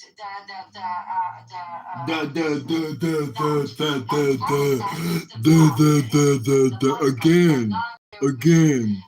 That they then describing a fight poster marketing. But it's not it's a marketing fight. Necessarily the Jewish angle. It's the fact that Israel is considered to be the white Western representative. All you're describing is marketing. What's his name? Amir projects his Al-Aqsa. Work at Al-Aqsa? That's imposing. So why does he give a shit about Al-Aqsa? This is why we say that when people hear shove the holy war narrative. They're doing the Zionist job for them. Zionists really want this to be a holy war. But the fact is that it's not. Yes, they do. This is how they create anti-Semitism. But the fact is, oh my God, exactly. Can you please tell me? To be a holy war. Occupation is often. He's interested in why we care more about Israel than I hate when you try to say what I'm trying to say, but so fucking atrociously awful. Alright, just explain yourself, Ali. Go. The mic is yours. What? The mic is yours. Go to clarify. I'm saying the Islamo-fascist alliance with the Marxists, with the socialists. And again, I'm talking about the general. So he said it's capitalism versus social communism. Your love. My love for you. It tears in my heart. It tears in my heart. My love for you. I love you so much that it tears in my heart. Not allow it because it promotes hate. I love you so much. So how the Islamo-fascists and Marxists overthrew the Said the Zionist. And we heard you. Every time he says it, I'm going to say it in Revisionist Zionist perspective of the Islamo-fascist coup together with the Russo Marxists. Alright, this just evolved into name calling. Yeah, literally to get to a sentence. That was I got to know prepositions of just all this stuff. That's hate speech. Zionist says what? Anyway, Ali, how's the baby? How's the kiddo? Are they talking yet? Mm-hmm. Nice. No, what did you ask? I said, how's the kiddo? Are they talking yet? Are they? Yes. Hebrew or Russian? What language are you talking? Mostly Hebrew. Mostly Hebrew. So you're trying to do trilingual. Yeah, that works. That's a good system. It's good when you put it in like different settings, because they can compartmentalize, Okay. No, he's doing great. He's very smart. Of course he is. And he's very fun to be with. So you speak Russian? I do. Здравствуйте. Здравствуйте. Я хотел предлагать. Can we talk about what I sent you, Buttercup? Предлагать это украинский акцент, да? Yeah. Нет, это мужчинский голос. Что? Не понял. Это мужчинский голос. Мужчинский голос? Да. I'd like to see more on this. Can you have like a document you can, like a link you can follow up with? The thing is that the big document, for some reason, I can only locate it on the website in Hebrew and in Arabic. Can you make it with the Hebrew one? Yeah, I can. Okay. I use it Google Translate. Is it a PDF file? It might be. Yeah, it's a PDF file. Yeah. Don't use Google. So you can change it to yourself. Yeah. I have a profound respect But I for specifically screenshotted that specific portion because I thought it's short enough to read, and I'm interested to get opinions of. Okay, let's see. This is like a tried and tested path to mutual security. What we've learned. Who are these people? That is we. Okay. So it's two-state, one homeland organization was established by Israelis and Palestinians long before October 7th, the genocide. And this is the shortened bullet point about mutual security, that specific topic. Okay, this group is called Alliance Steps Towards Freedom of Movement and Residence for All. I think I've seen something similar to this. Yeah, right? I sent it to you before probably because I'm posting them this Friday. This isn't, but there's an older version where basically there's two documents are relatively new. I think before that they were drafted differently. Okay, yeah, I think this is actually good. It's almost like a hybrid between 1 and 2, right? It gives exactly, and it's an intermediate step on the road to one step. It talks about it as an intermediate step and not yet. But we should read it for everybody, not talk over it. Okay, so here's what it says. They don't believe in separation. What doesn't work is separation, which has impoverished Palestinians and delegitimized their public institutions while failing to deliver security with Israelis. What it does work is respect for human dignity and economic opportunity. What also works is mutuality and cooperation. And then they outline what they propose. Their vision: each state would have and cooperating to prevent violence and merge with serving both publics, not controlling them, and by guarantees from trusted international third parties. With the state of Palestine, Israel's military would and security presence across the Israeli-Palestinian border would be phased in gradually to minimize security threats and economic shocks. Cooperation to address external threats would be embedded within a regional security framework. Beginning immediately, Israel should be pressed to revive its security paradigm and focus on individual threats emanating from either side, not collective restrictions on one side. All right, I like it. So I will add a small portion that's not written here. What they talk about is two sovereign nation where you can be with open borders. You can be a citizen of Israel or a citizen of Palestine, but you can reside in each territory. If you're, for example, a Palestinian citizen that chooses to live in Israel territory, you will get residential rights. You can vote for municipal elections, but general elections, you vote for the Israel government. And both sides are completely demilitarized. The freedom of movement is between the two. Nobody can tell you where you can or cannot live, which take away displacement of settlements and all that thing. And of course, it includes a full right of return. Actually, it sounds beautiful. Can we talk on the topic of Rody was the one who introduced me to this, and I didn't even know this was out there. But it was. I will say one of the most important to me parts in this that doesn't appear in this specific portion is at the very beginning where they talk about mutual recognition, which effectively means that we all recognize, and even though I think that's a bit of a stretch, but it's a compromise I'm willing to make, that both Palestinians and Jews have a right to live in their ancestral land. Even though I dislike the symmetry being portrayed here, it can appease Zionists enough, and it might be a price worth paying. I'm not sure, but that is. And the other problem I have with them is that I did not find the part where they talk about actual justice being applied. But generally speaking, what do you think? Okay, so here's my question for you, Emrose. Is the reason you're bringing it up because it's gaining some traction? Because people have brought this up before and it was seen as unrealistic, right? Yes. Omar Bartok dedicated an entire chapter. Remember the last chapter in the book? Okay. This is exactly the Confederacy he's talking about. Their initiative. He's like a viable path forward, a pragmatic path forward. Yeah.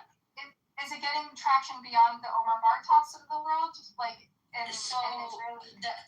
The guy that I'm posting, actually made a comment on one of the Standing Together political party posts saying that they're going to endorse it. So if that's the case, that changes the entire paradigm. This is why I'm trying to collect. Okay, yeah, interesting. Yeah, thanks for flagging it. Very cool. Yeah, I mean, I heard about this and I was like really because. Just start getting opinions if you can. I'm really interested to get. Okay, you can talk to Rody. Rody's like a Zionist, but he's like, Rody, but it's impossible to pin him down. But he's the one who told me about this plan, even though he thought it was like a little bit of a pipe dream, a little bit of a long shot, right? But a little bit is like the understatement of the year. Listen, at least it's a I think it's something that the international community can get behind and impose on Israel. You think so? Yeah, I do, Ellie. You really don't understand how much people hate us right now. You have kind of misguided understanding what the international community cares. You have to go straight to insults, Ellie. Come on, try to be a little more gracious. What was insulting? You just insulted her intelligence. Please be nicer. Thanks. Nah, he's right. She's delusional. You're just making me look good and yourself look bad. Yep, that's exactly. We're in the Yehudim Neged Retzacham room, okay? So behave yourself accordingly. They're